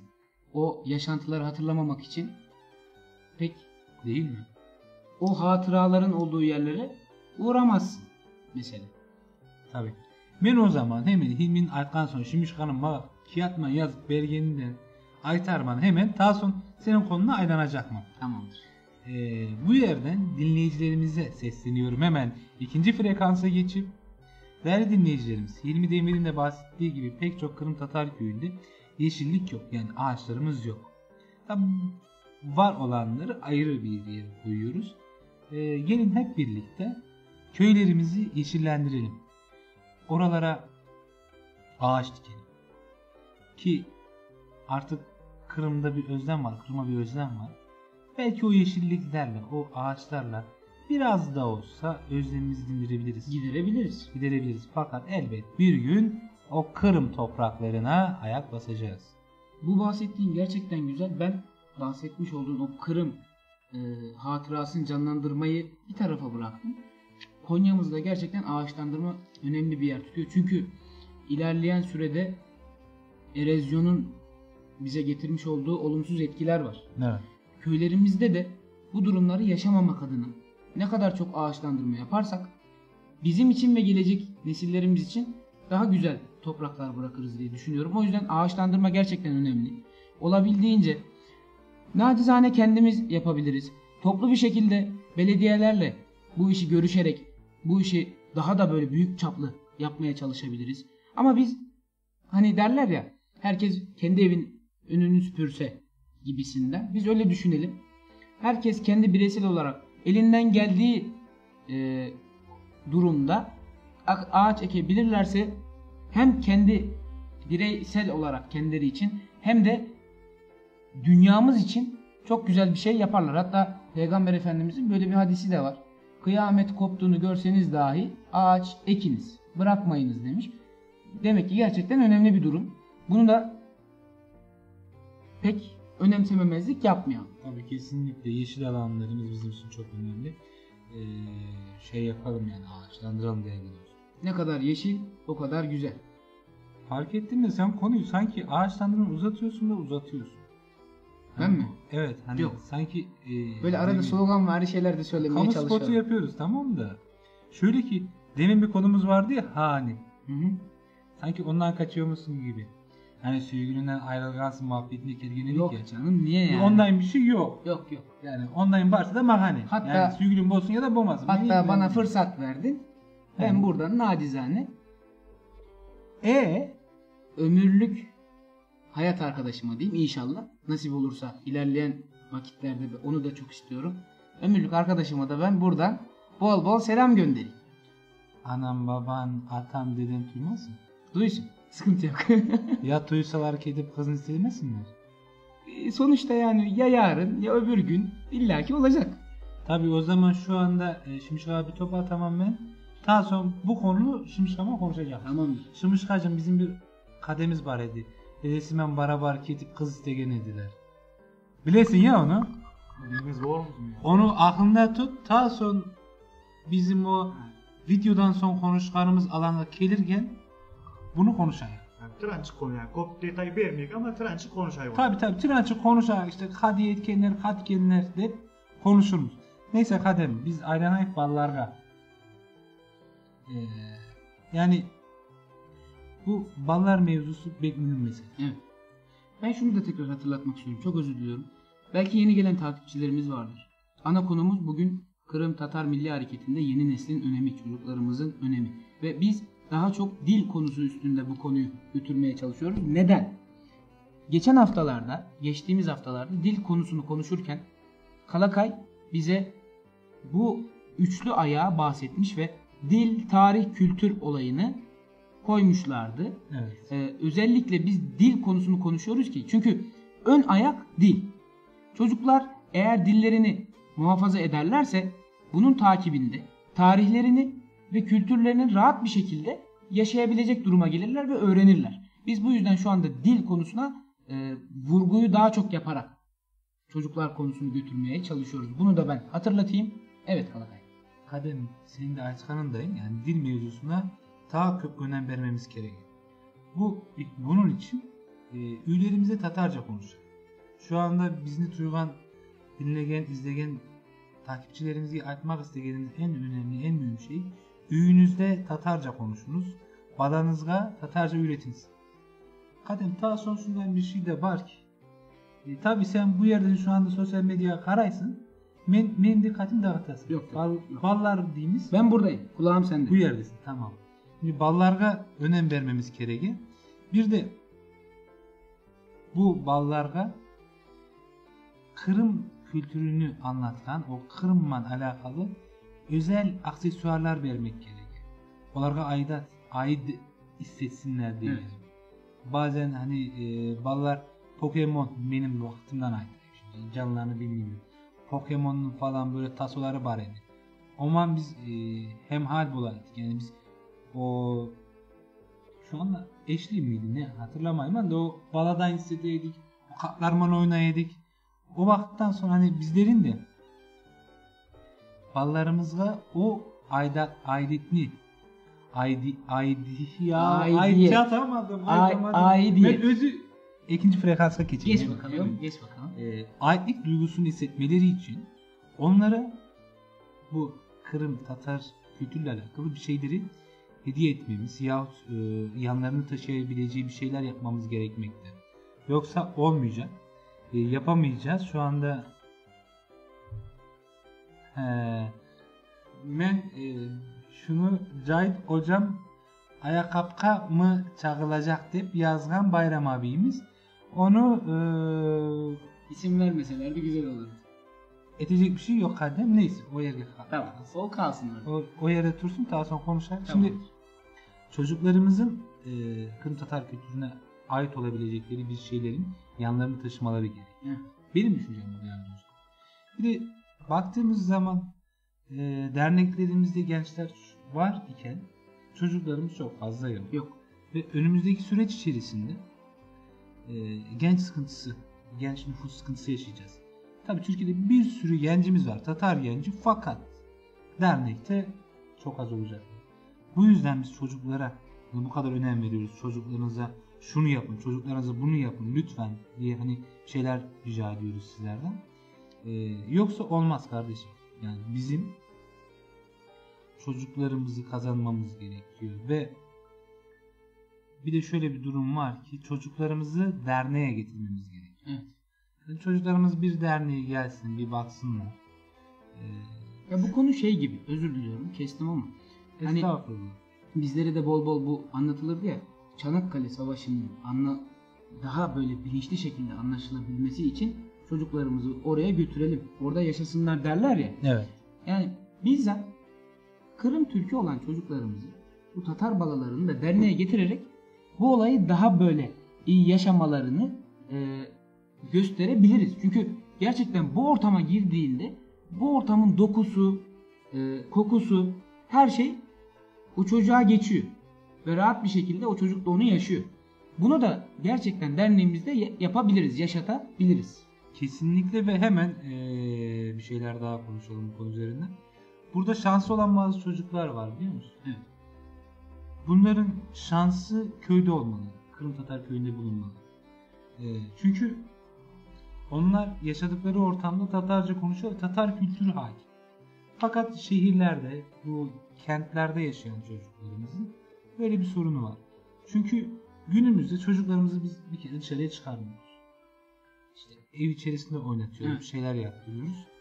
Bunlar bu küresel bir dünya olduğumuzu, küresel bir köy olduğunu iddia eden teorisyenlere baktığımız zaman da küreselleşen dünyada bizim kültürümüz gibi pek çok kültür yok oluyor.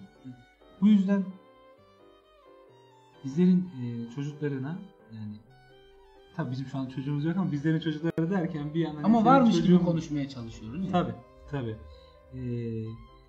YouTube gibi bir alanda, Facebook'ta, ne bileyim en çok da YouTube'da görüyorum mesela. Hani çocuklarımız bir şeyler açıyor. İşte bir adam var, o çocuğuna hediye almış. Çocuk bir şeyler yapıyor, getiriyor falan filan.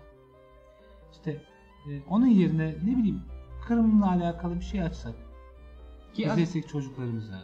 konunun sonunda onunla ilgili bir öneride de bulunacaktım. Çok güzel. O zaman konunun sonunda önerini bulunmak üzere önerini bir kenara tut. Tamam. Tamam. Cebe koydum. Koydun mu cebe? Evet. Fazla kalabalık yapmazsın, cebindeki de çıkar, fiyatlarına bak abi. Tamam. Neyse. Çocuklarımıza önem verin.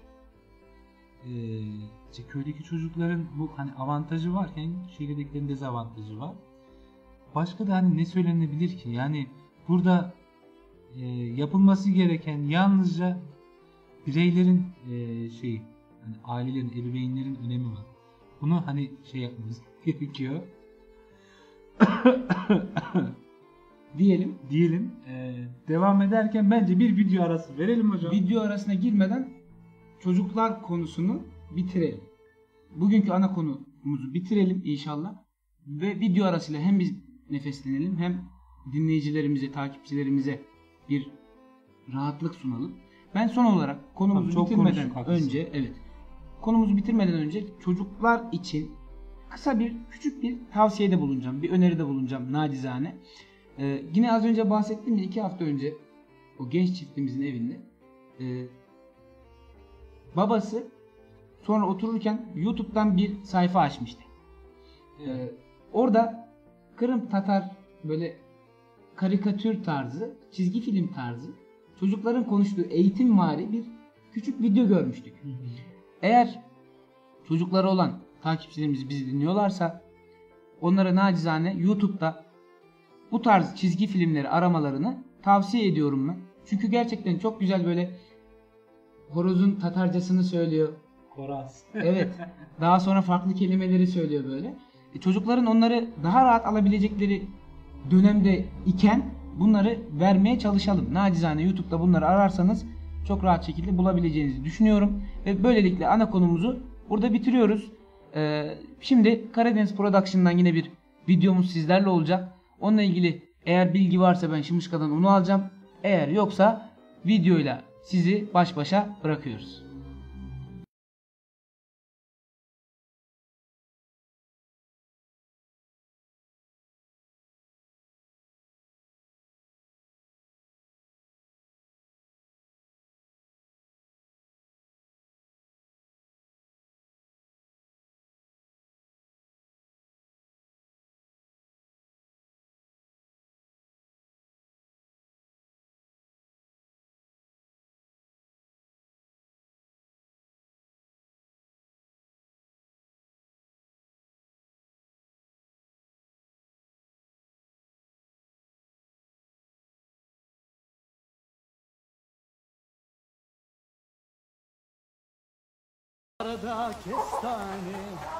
Bahçelerde kestane dokulur tane tane dokulur tane tane.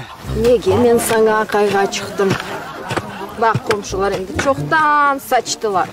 Biz енді қазамыз. Her şeyini sonki күнге kaldırırsın. Bakanda, komşularda. Bir ot yok. Bizde ise mına.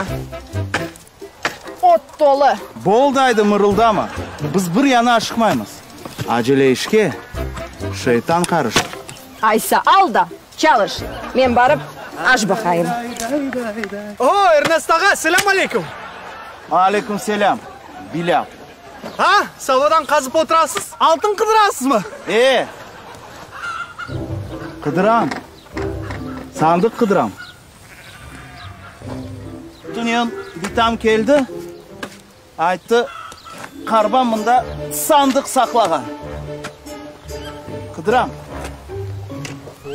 İstesen gel yardım et. Ay yaxşı. Mikayto. Hayırdır? Ben bunda kızayım. Siz anda varım. Anda var. Yaxşı, kas. Şimdi. Ya tapsak ne olacak? Tapsan seninki olur.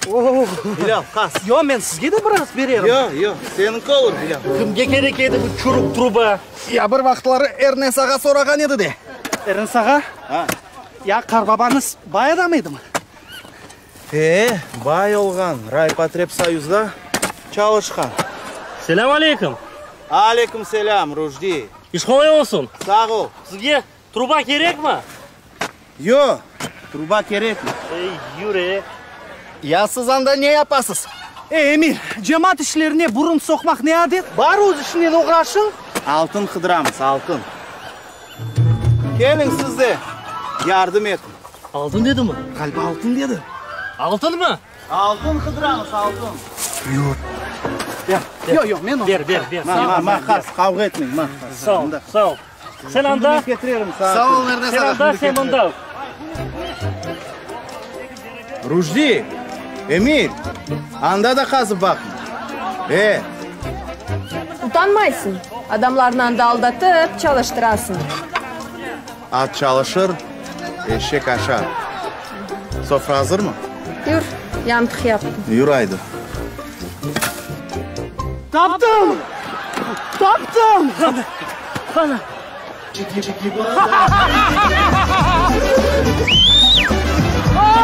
Ernesaga taptım. Ernesaga uçumuz taptım. Vay oldu. Sağ ol. Yürüm bu şimpotat olacağım öldü. Ernesaga sağ ol. Vallahi. Son. Var. Aşağı indi. Eşek.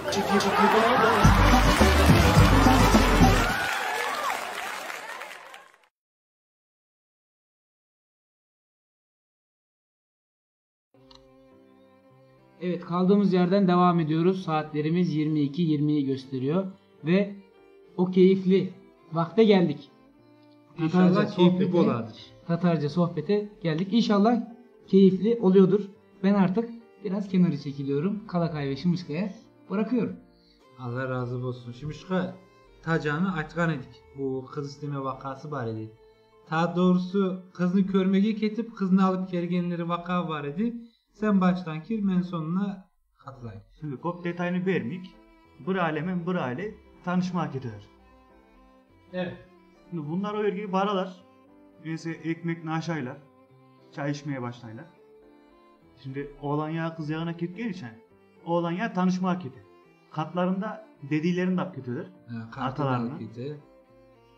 O yerde oturganda dedi tura en sonunda canı sıkılarlar. Canı sıkılgan sonra Allah'ın emri peygamberin kabride kızını istiyor koyar. Arı etkence. Yani tanışmaya gittiler. Tabi tanışmaya etkinler. İsteme oldu. Emin isteme etkinler. Şundan bir şey hocam. Bizim kademiz işte kızını süye, tanışalar, işte konuşalar. Ta son babasına ait. Baba bundayım ben bir kızını süyemem. Ketip onu istesek olur mu? Karasak olur mu? Babası tamam bala. Ketiyi karayak değil. Keteleri tabi dedeleri var. Dedeleri bolgan için onun da affetmeleri gerek. Dedenin de karaması gerek. Tabi o yerde dede de karay. Ondan sonra işte Şimşkan aytkanındayım. Dedemizin canı sıkılır. Bundayım bolmaz. Tabi bolmacağını düşüne ve Allah'ın emri peygamberin kavlimen balamızga isteyimizdi. Şu işi birden halledelim. Tabi birden halledik alıp ketiye kızını dik. Daha sonra kızını istiyorlar. Sonra ne bu lan? Ya şimdi o yerde şundayına bakan. Yani oğlan yağı kız yanında oturalar. Oğlan yanında kadar kimsenin haberi yok. Kız yanında gider de tanışmaya gelirler bile bunlarla. Herkes şaşıra tabi bu olayla. Sonuçta ne bu olay? Toyların etemiz, ürettiremiz. Tabi ondayım. O yerde kademi sunayım bir şey aytkan edin. Belki güldük o vakti. Tabi bilesiniz akaylar, apakaylar bazı insanlar sigara içer. İşte, neyse bizim balanın babası, işte Cenge'nin babası hep beraber tura ketele sigara içmeye gidiyor. Dedi özü başına kalar. Bizim arkadaş da sigara içmeyi boğan için dedesiyle beraber içeride tura. İşte apakaylar falan var. Öyle dedesi elin cebine atkan. Şıngır etiyor eken. Bızık paralar var eken. Sallagan ondan sonra çıkargan herkesin içinde. İşte arkadaşımızın adını aytıyor ya, biz aytmayız adını. Balam diye keldi. Kete dedesinin kadını. Al mınavların diye yol parası etti. O yerde bızık para bere. Men di yerin tibine girdim o yerde diye. Ya ondayım olmaz ya diye. Benim dedim çıkardı verdi. 15 lira var eken bızık parada ha. Bu yani. Damatın geldiği nokta. Damatın gelgen nokta o yerde. Tabi arı şeyler tabi bunlar yani. Kartillerimizin bundan etmeleri bazen küllerimiz ama Güzel de bir hatıra olmuş bence. tabii çok yani o kızını istemek zaten ayrı bir hatıra bolgan. Artından bir de o bızık para olayı hep anlatır zaten yani. Kelgen son kadınıza gelirse bu arkadaşını tanıyorsanız soranız işte deden sana kat deyip soranız o anlatır size o bızık para mevzusunu. Evet.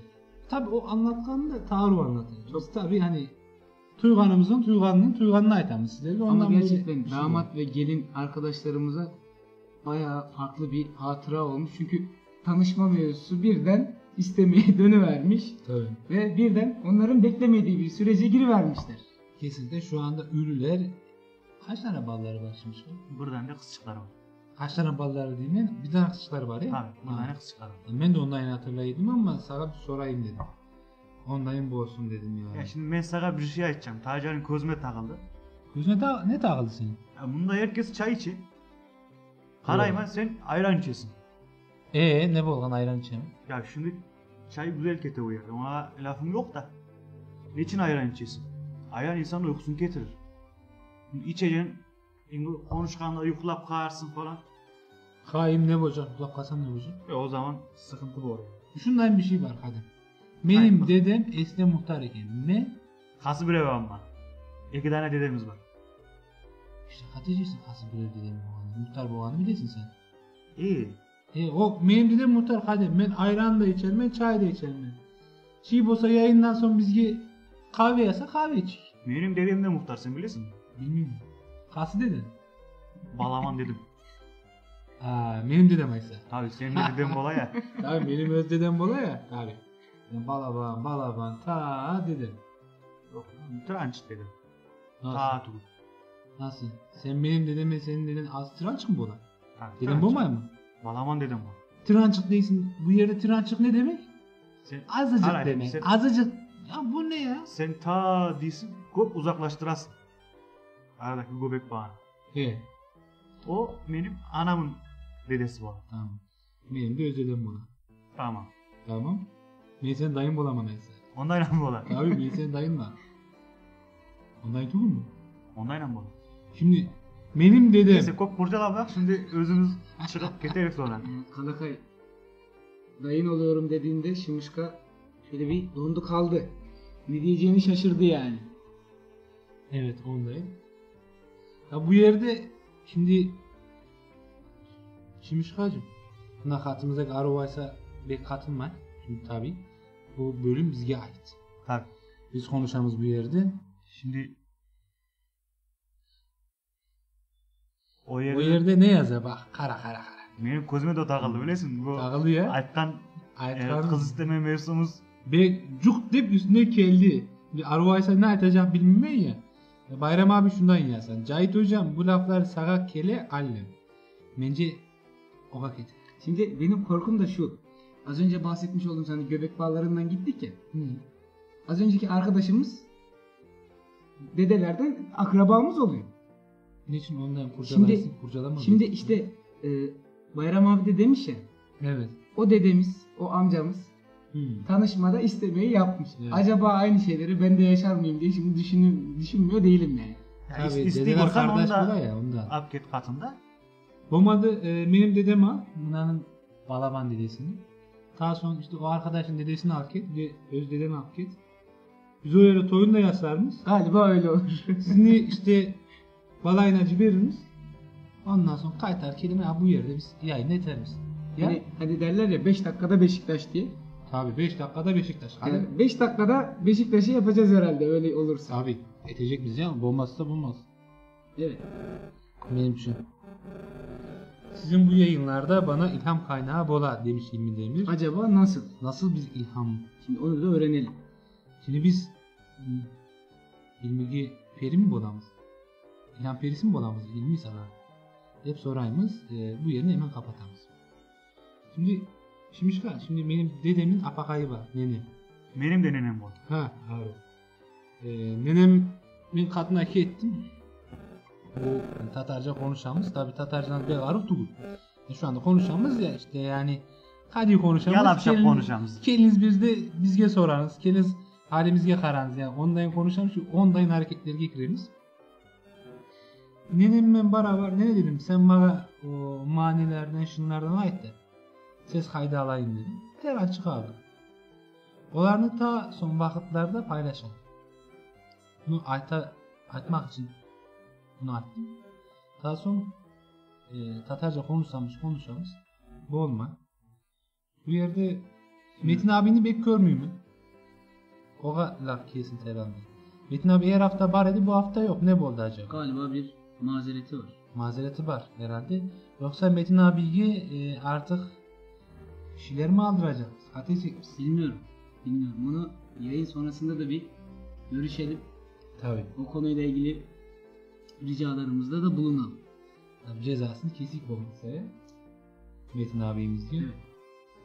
Karala çay içemeye işte. Şimdi bir müzik arası vereyim. Müzik arası vermen de o arada. Ondan sonra sana bir Korazma ile ilgili bir şey sorayım. Koraz. Sonra kadem korazını Tamam. sonra, tavukunu da sonra, hepsini sonra, çipçeni de sonra.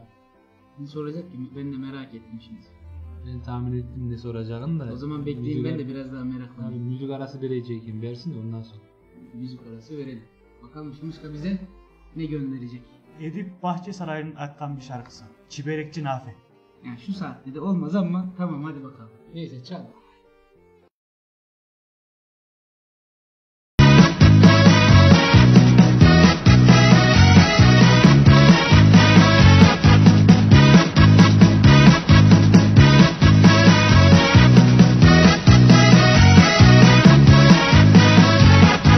Benim adım Çüberekçi Nafi, yemeklerim pişiremde sağdan.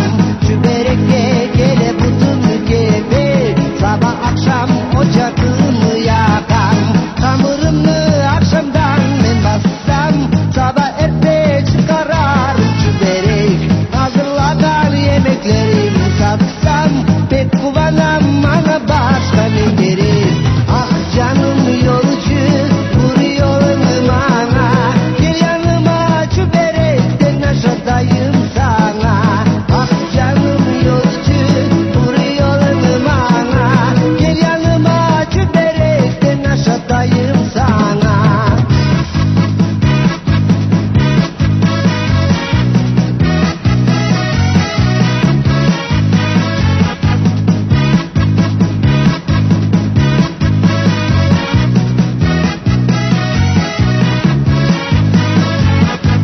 Benim adım Çüberekçi Nafi, yemeklerim sulu da yağlı. Beni çoktan bile budun gibi, benim umrum çüberekten bağlı. Hamurumu akşamdan katsam, sabah epey çıkarar çüberek.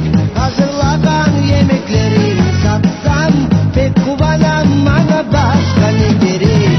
Ah canım yolcu, vuruyorum bana. Gel yanıma çüberekten aşağıdayım sana. Ah canım yolcu, vuruyorum bana. Gel yanıma çüberekten aşağıdayım sana.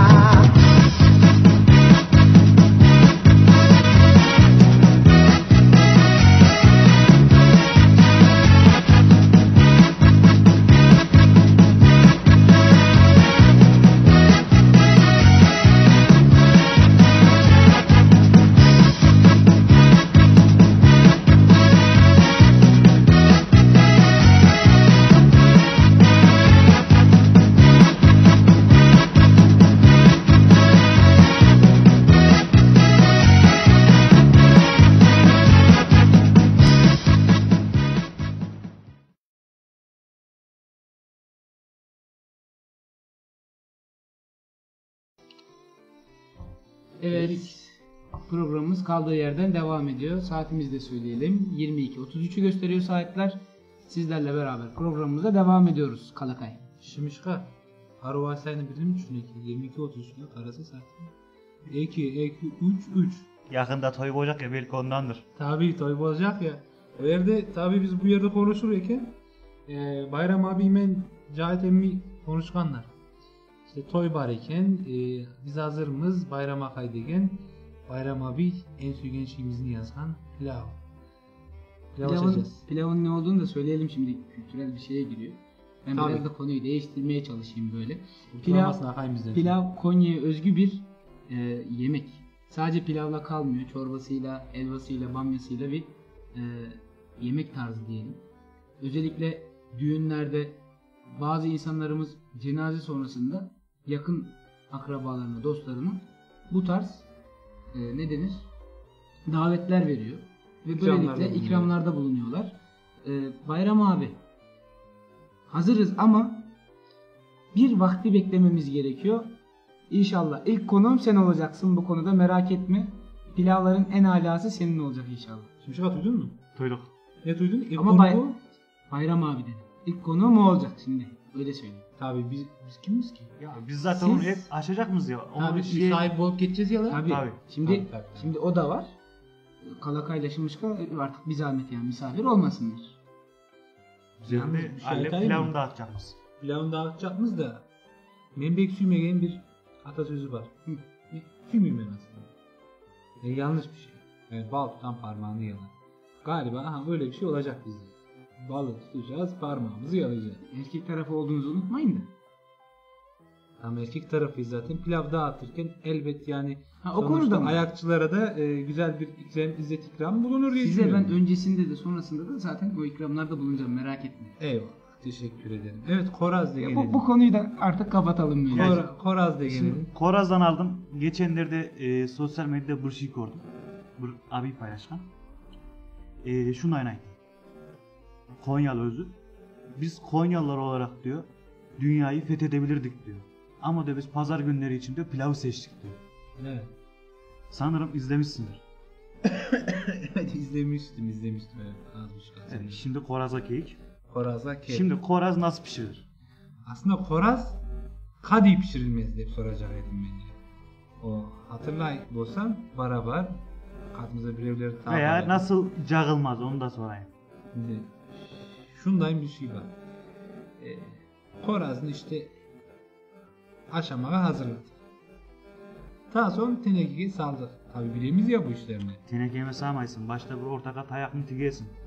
Kadın işte o yerlerini anlatıp milletinin canını mı sıkayım? Anlat hadi, özün bilemiyorsan anlat. Ben kop bilmiyorum mi?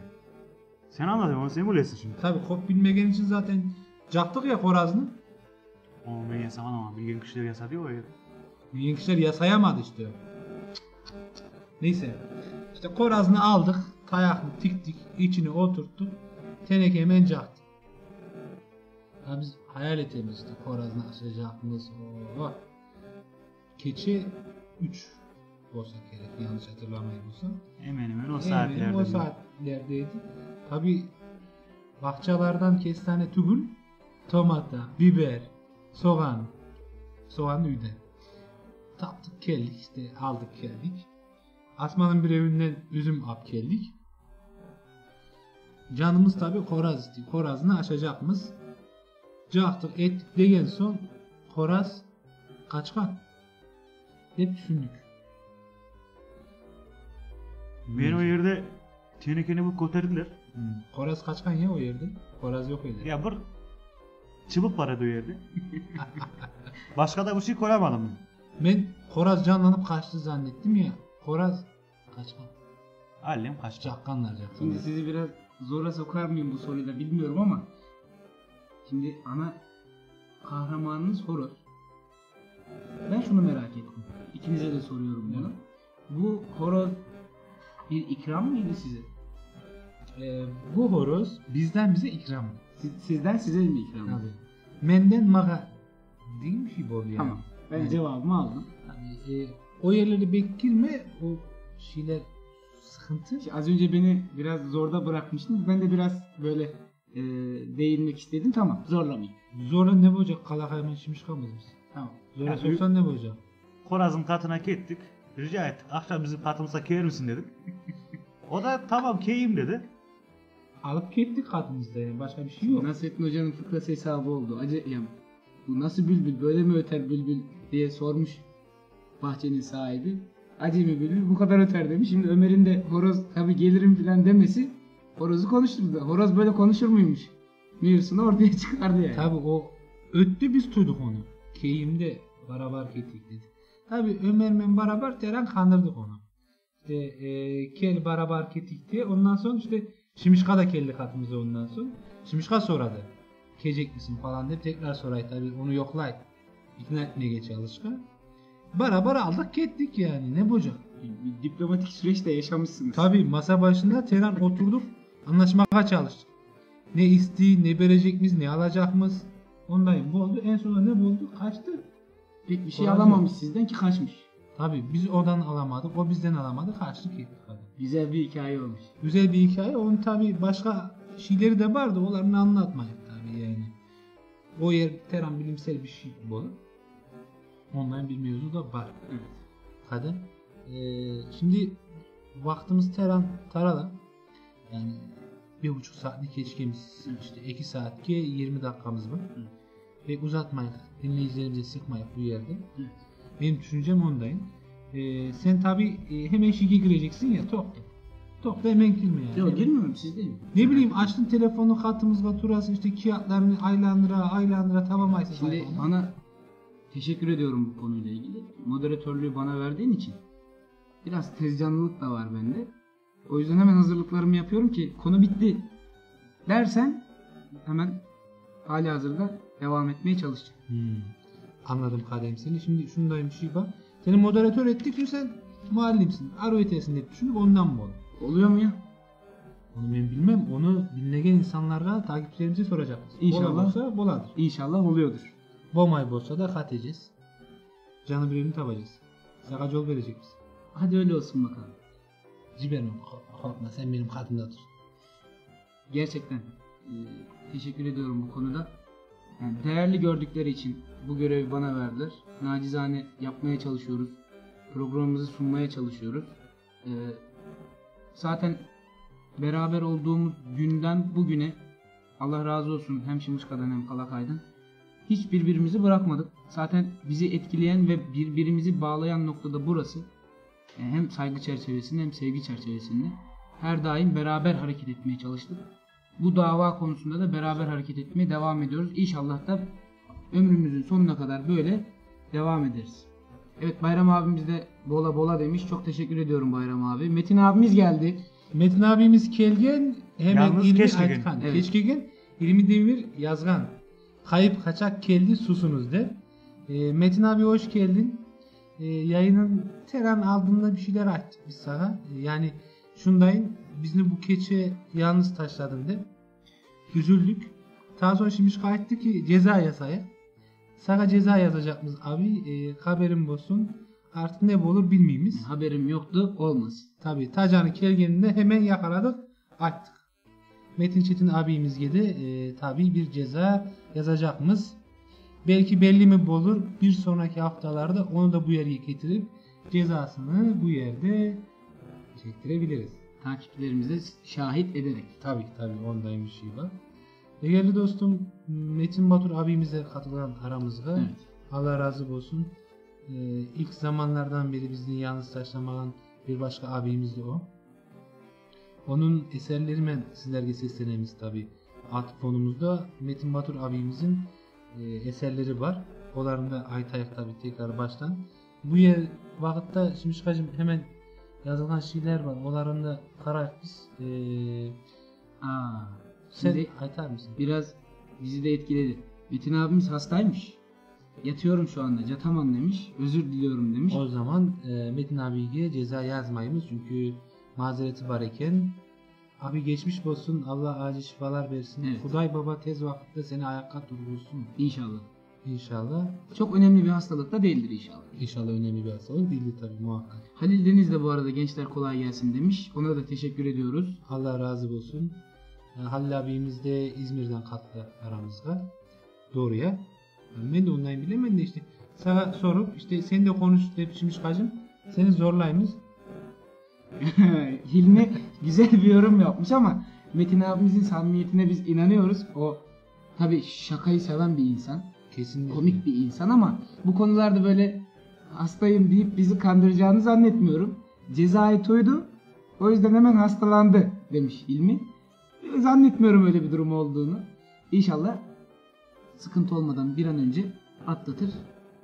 Ayakta görüşürüz inşallah. Cezam neyse kabulüm demiş Metin Çetin abimiz. Tabii bunu hemen sevdik, duyunduk. O yüzden notumuzu aldık. En kısa zamanda görüşmek dileğiyle Metin abi diyoruz ve seni abi bir saat sonra, yarım saat sonra kıdıracak mı? Sana bir şeyler atacak mı? Haberim var. Şimdiden haberi Tabii şimdiden haberini vereyim de ondan sonra yukladım, cattım, bomasın, rahatsız etmek abimizle. Evet. Halil abimiz de aynen 10 dayım mola yolunuz açık olsun canlarım diyor. Buradan İzmir'e bol bol selam köp gönderiyoruz. köp selamlar aytamız. Allah razı olsun onlardan. Evet, teşekkür ediyoruz galiba. Bugünü tamamlıyoruz. Bugünün sonuna geldik. Önümüzdeki vakitlerde hemen bir spoiler verelim dinleyicilerimize. Önümüzdeki haftalarda Kırım Halk Cumhuriyeti ile alakalı bir program yapmayı planlıyoruz. Maalesef gününde olmayacak. Yine hafta sonu yapacağız. Cumartesi günü. Daha sonra önümüzdeki haftalarda ya bir sonraki yayınımız 9. ya da 10. yayınımızda Ankara'da olmayı planlıyoruz. Ankara'dan sizlere seslenmeyi düşünüyoruz. Ankara'nın misafiri olmayı Hedefliyoruz inşallah. Böyle bir durum da var. Sizlere bunu ilettikten sonra sen hatırlatmalarını, bilgilendirmeni yap. Evet. Daha sonra programını her zamanki gibi birilerine hediye edelim. Teşekkürlerimize geçelim. ve kapanışı yapalım. Kapanış yapıp veda edelim. Evet. Şimşka hazırlamış olduğumuz görseli de koyarsan sevinirim. Ona değinmeden önce küçük bir hatırlatma yapacağım ki Metin Batur abimiz de şu anda bizlerle. Metin Batur abimiz şu anda bir nevi turne tarzı ikinci albümünün tanıtımını, galasını yapmakta. Eskişehir'le başlamıştı, İstanbul'daydı ve Allah nasip ederse yarın 23 Aralık Pazar günü saat 8'de Bursa'da dinleyicileriyle, sevenleriyle beraber olacak Metin Batur abimiz. İnşallah ona da buradan şimdi hayırlı başarılar diliyoruz yarınki etkinliğinde. Metin Batur, Mehmet Caferov yarın ikinci albümlerinin konseriyle Bursa'da olacak. Bursa Kırım Türkleri Derneği'nin organize ettiği bu etkinlik gecesi Ördekli Kültür Merkezi'nde. Bursa Ördekli Kültür Merkezi'nde olacak. 23 Aralık 2018 Pazar günü saat 8'de diyoruz. Bunu takipçilerimize hatırlattıktan sonra kısaca değineceğiz. Kalakay ve Şimşka'dan da bu konuyla ilgili küçük yorumlarını almaya çalışacağım. Çünkü şu anda tam günündeyiz ve 25 günlük bir olay içerisinde yaşanan bir durum. Bizleri gerçekten etkileyen bir durum. Bunu paylaşmadan geçemeyeceğiz. 22 Aralık tarihi önemli bir tarih. Neden önemli bir tarih? Birazdan şimdi görselimiz de geliyor. Bununla ilgili değerlendirmeyi yapıp kapanışı gerçekleştireceğiz. Sen o yerge girmeden evvel ben bir şey daha açmak istiyorum. Tabii ki buyurun. Şu anda Konya'da Selçuk Üniversitesi'nde Edebiyat Fakültesi'nde bir bölüm var. Kültür Varlıkları Koruma ve Onarım bölümü. Bu bölümün başkanı İlker Işık hocamız. Türkiye'nin en iyi arkeoloji çalışmalarından birini, kona girmiş bir çalışmayı yapmış bulunmakta ve bir Tatar köyü de tabi bu projenin içinde bulunuyor, Yağlıbayat köyü. Bozdağlar'da bir Roma Kulesi silsilesini keşfettiler ve en değerli, en önemli çalışmalardan biri olarak kabul ediliyor şu anda. Tekrar söylüyorum, Selçuk Üniversitesi Kültür Varlıkları Koruma ve Onarım bölümü tabii ki de bu bölümün başkanı İlker Işık hocamız bu projenin başında ve çok güzel bir çalışma, mükemmel bir keşif diyebiliriz buna aslında. Evet. Ve bu keşif sayesinde bir Tatar köyü büyük bir ihtimalle turizm vasıtasıyla kalkınacak. Hem o dönemin, yani arkeoloji çalışmanın sonucunda o dönemin o eserlerini tanıtacaklar. Aynı zamanda tabii inşallah eğer projeler gerçekleşirse Kırım Tatar kültürünü gelen bu seyyahlara, gezginlere işte turistlere anlatarak bizim davamızda biraz katkısı bulunacağını düşünüyorum değerli dostum. Buradan da Hayatlarına sokmuş olabiliriz. kesinlikle İlker Işık hocamıza da çok teşekkür ediyoruz. Yanlış hatırlamıyorsam birkaç şeyde değerlendirmede bulunacağım. Bununla ilgili bir link atmıştın. Bir haberde görmüştüm. Evet. Orada okuduğumda bahsettiğimiz bu tarihi eser gerçekten önemli çünkü çok eskilere dayanan bir Kesinlikle. öyküsü var diye biliyorum. Hatta Anadolu Selçuklu zamanında da kullanılmış. Şu anda belki çok büyük kalıntıları olmasa da ihya edilebilir durumda. Kesinlikle öyle değerli dostum ki şöyle bir durum var. Roma'nın son dönemlerine doğru en son hat olarak bu bahsettiğimiz Bozdağlar hattı seçilmiş. Çünkü Aksaray tarafını hani direkt baktığımız zaman doğudan gelecek herhangi bir tehdidi önleyebilme ve toprakları korumak için dizilmiş pek çok kule, pek çok kale vardı. İbadethane vardı. Bunların da işte keşfiyle beraber aslında biliniyordu fakat işte resmi yollarla ve arkeolojik bir çalışma girilmediği için çok fazla bir değeri yoktu. Fakat şu anda gerçekten çok önemli ki bu listeye baktığımızda 10 tane eser, 10 tane keşif verilmiş. Bu 10 keşfin sadece bir tanesi İç Anadolu bölgesinde ve Konya'da. Önemli. Çok önemli. Hem Konya için hem İç Anadolu için çok önemli bir keşif oldu. O yüzden İnşallah belediyeden ve devletten ve üniversiteden destek alarak İnşallah alınacak. İnşallah alınacak. Hocamız başarılı bir projeyi hayata geçirmiş olacak. Burada tabi dinleyicilerimizden bir şey de rica edebiliriz. Bu haber linkini alarak Twitter'da paylaşırlarsa eğer, onların da hani bir nevi kamuoyu çalışmasıyla hani insanlara duyurur. Destek olabilirler. Resmi makamların daha çok dikkatini çekerek belki projeyi bu yaz başlatabiliriz. Bilirler. Kesinlikle öyle. Bu konu önemli. Neden? Çünkü devletimiz de özellikle bu konularda son zamanlarda gördüğümüz kadarıyla gerçekten önem veriyorlar. Tarihin ortaya çıkarılması ve o tarihi değerlerin korunması mevzusunda. Eğer buralarda ihya olursa ki biz Kırım Türklerini de ilgilendiriyor. Neden? Bahsettiğimiz yere çok yakın bir konumda bir Tatar köyü var. Ve burada gelecek turistler hem orayı görecek hem de bizim yaptığımız o köyümüzde yapacağımız Kırım Türkü, kültürü, ananeleriyle ilgili yapacağımız şeylerle de onlarla da tanışmış olacak. Evet, yani hem tarihi göstermiş olacağız hem de kendimizi onlara tanıtmış olacağız. Bence çok güzel bir durum. Kesinlikle dostum. O zaman son hatırlatmaya gelelim. Son hatırlatmaya gelelim ki şu anda takipçilerimiz ekranda da görüyorlardır. Ve bu fotoğrafın ne olduğunu herkes görür görmez zaten fark etmiştir. Bir sözle bu konuya girmek istiyorum ben. Çok güzel bir söz, çok hoşuma gitti.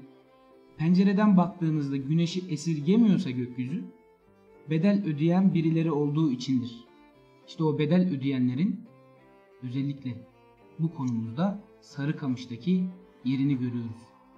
22 Aralık 1914 tarihimizde önemli bir günü tutuyor. Çünkü neden?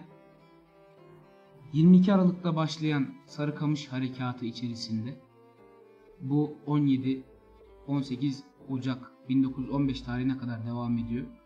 O zorlu kış şartlarında Türk askerleri bir canlarını orada teslim ediyorlar, şehit oluyorlar. Orada nice çocuklarımızı, gençlerimizi, büyüklerimizi kaybettik. Neden kaybettik? Bu vatanın sağ salim ayakta durabilmesi için. Onlar eğer oralarda can verdilerse bizler için can verdiler. Bu topraklarda yaşayacak nesiller için can verdiler. Orada ölen tüm büyüklerimize tekrardan şehit olan, özür diliyorum, tüm büyüklerimize Allah'tan rahmet diliyoruz. Bu önemli tarihi hiçbir zaman unutmamak dileğiyle bunu da sizlerle paylaşmış oluyoruz. Sadece Sarıkamış'ta değil, ondan öncesinde ve daha sonrasında da yaşanan ve şehit verdiğimiz her coğrafyadaki büyüklerimizi yad ederek bugünkü programımızı yavaş yavaş kapatıyoruz inşallah. Kısaca teşekkür ve selamlama faslımızı yaptıktan sonra bugünün programını bitiriyoruz. Değerli dostum, çok güzel anlattın. Unutmamamız gereken en önemli şeylerden biri de yaşamış bulunduğumuz topraklar için canını, gözünü kırpmadan feda eden ve bizlerin daha güzel ve ırzımızı, namusumuzu, kültürümüzü ve canımızı koruyabilmek için onlar ölüme, şehadete gülerek gittiler kardeşim. Evet. Vatan müdafası her şeyden önemlidir. Biz burada sürekli Kırım davası diyoruz. Bizim bu davamız işte vatan müdafası. Ve bunun birebir örneğini şu anda yaşamış bulunduğumuz Türkiye Cumhuriyeti toprakları, vatanımızda görüyoruz. İnsanlar gözlerini kırpmadan canlarını verebiliyorlar. Ve Sarıkamış o kadar hüzünlü, o kadar acı bir hikaye ki, o kadar büyük bir destan ki aslında bunların ayrı ayrı önemi var ve asla unutmamamız gerekiyor. Bununla ilgili filmler de yapıldı. Tabii, kesinlikle. Özellikle 120 Evet. filmi burada gerçekten önemli. İzlemeyen takipçilerimiz varsa bunları da öneriyoruz. Neden bunu söyledim? 120 filminin ana başlığında şunu görüyoruz. Yani asker dediğimizde 20, 25, 26 yaşlarındaki insanların olduğunu düşünen olabilir. Ama o dönemler o kadar zor dönemlerdi ki sadece Doğu cephesinde savaşan bir Osmanlı Devleti yoktu. Nice cephelerde savaşan ve asker ihtiyacı olan bir dönemdeyken biz orada 14-13 yaşlarında nice çocuklarımızı kaybettik. Geleceklerini, vatanın da geleceğini kaybettik. Bunlar gerçekten önemli. Onları hiçbir zaman unutmayacağız. Her zaman hem kalbimizde hem aklımızda yer etmeye çalışacağız.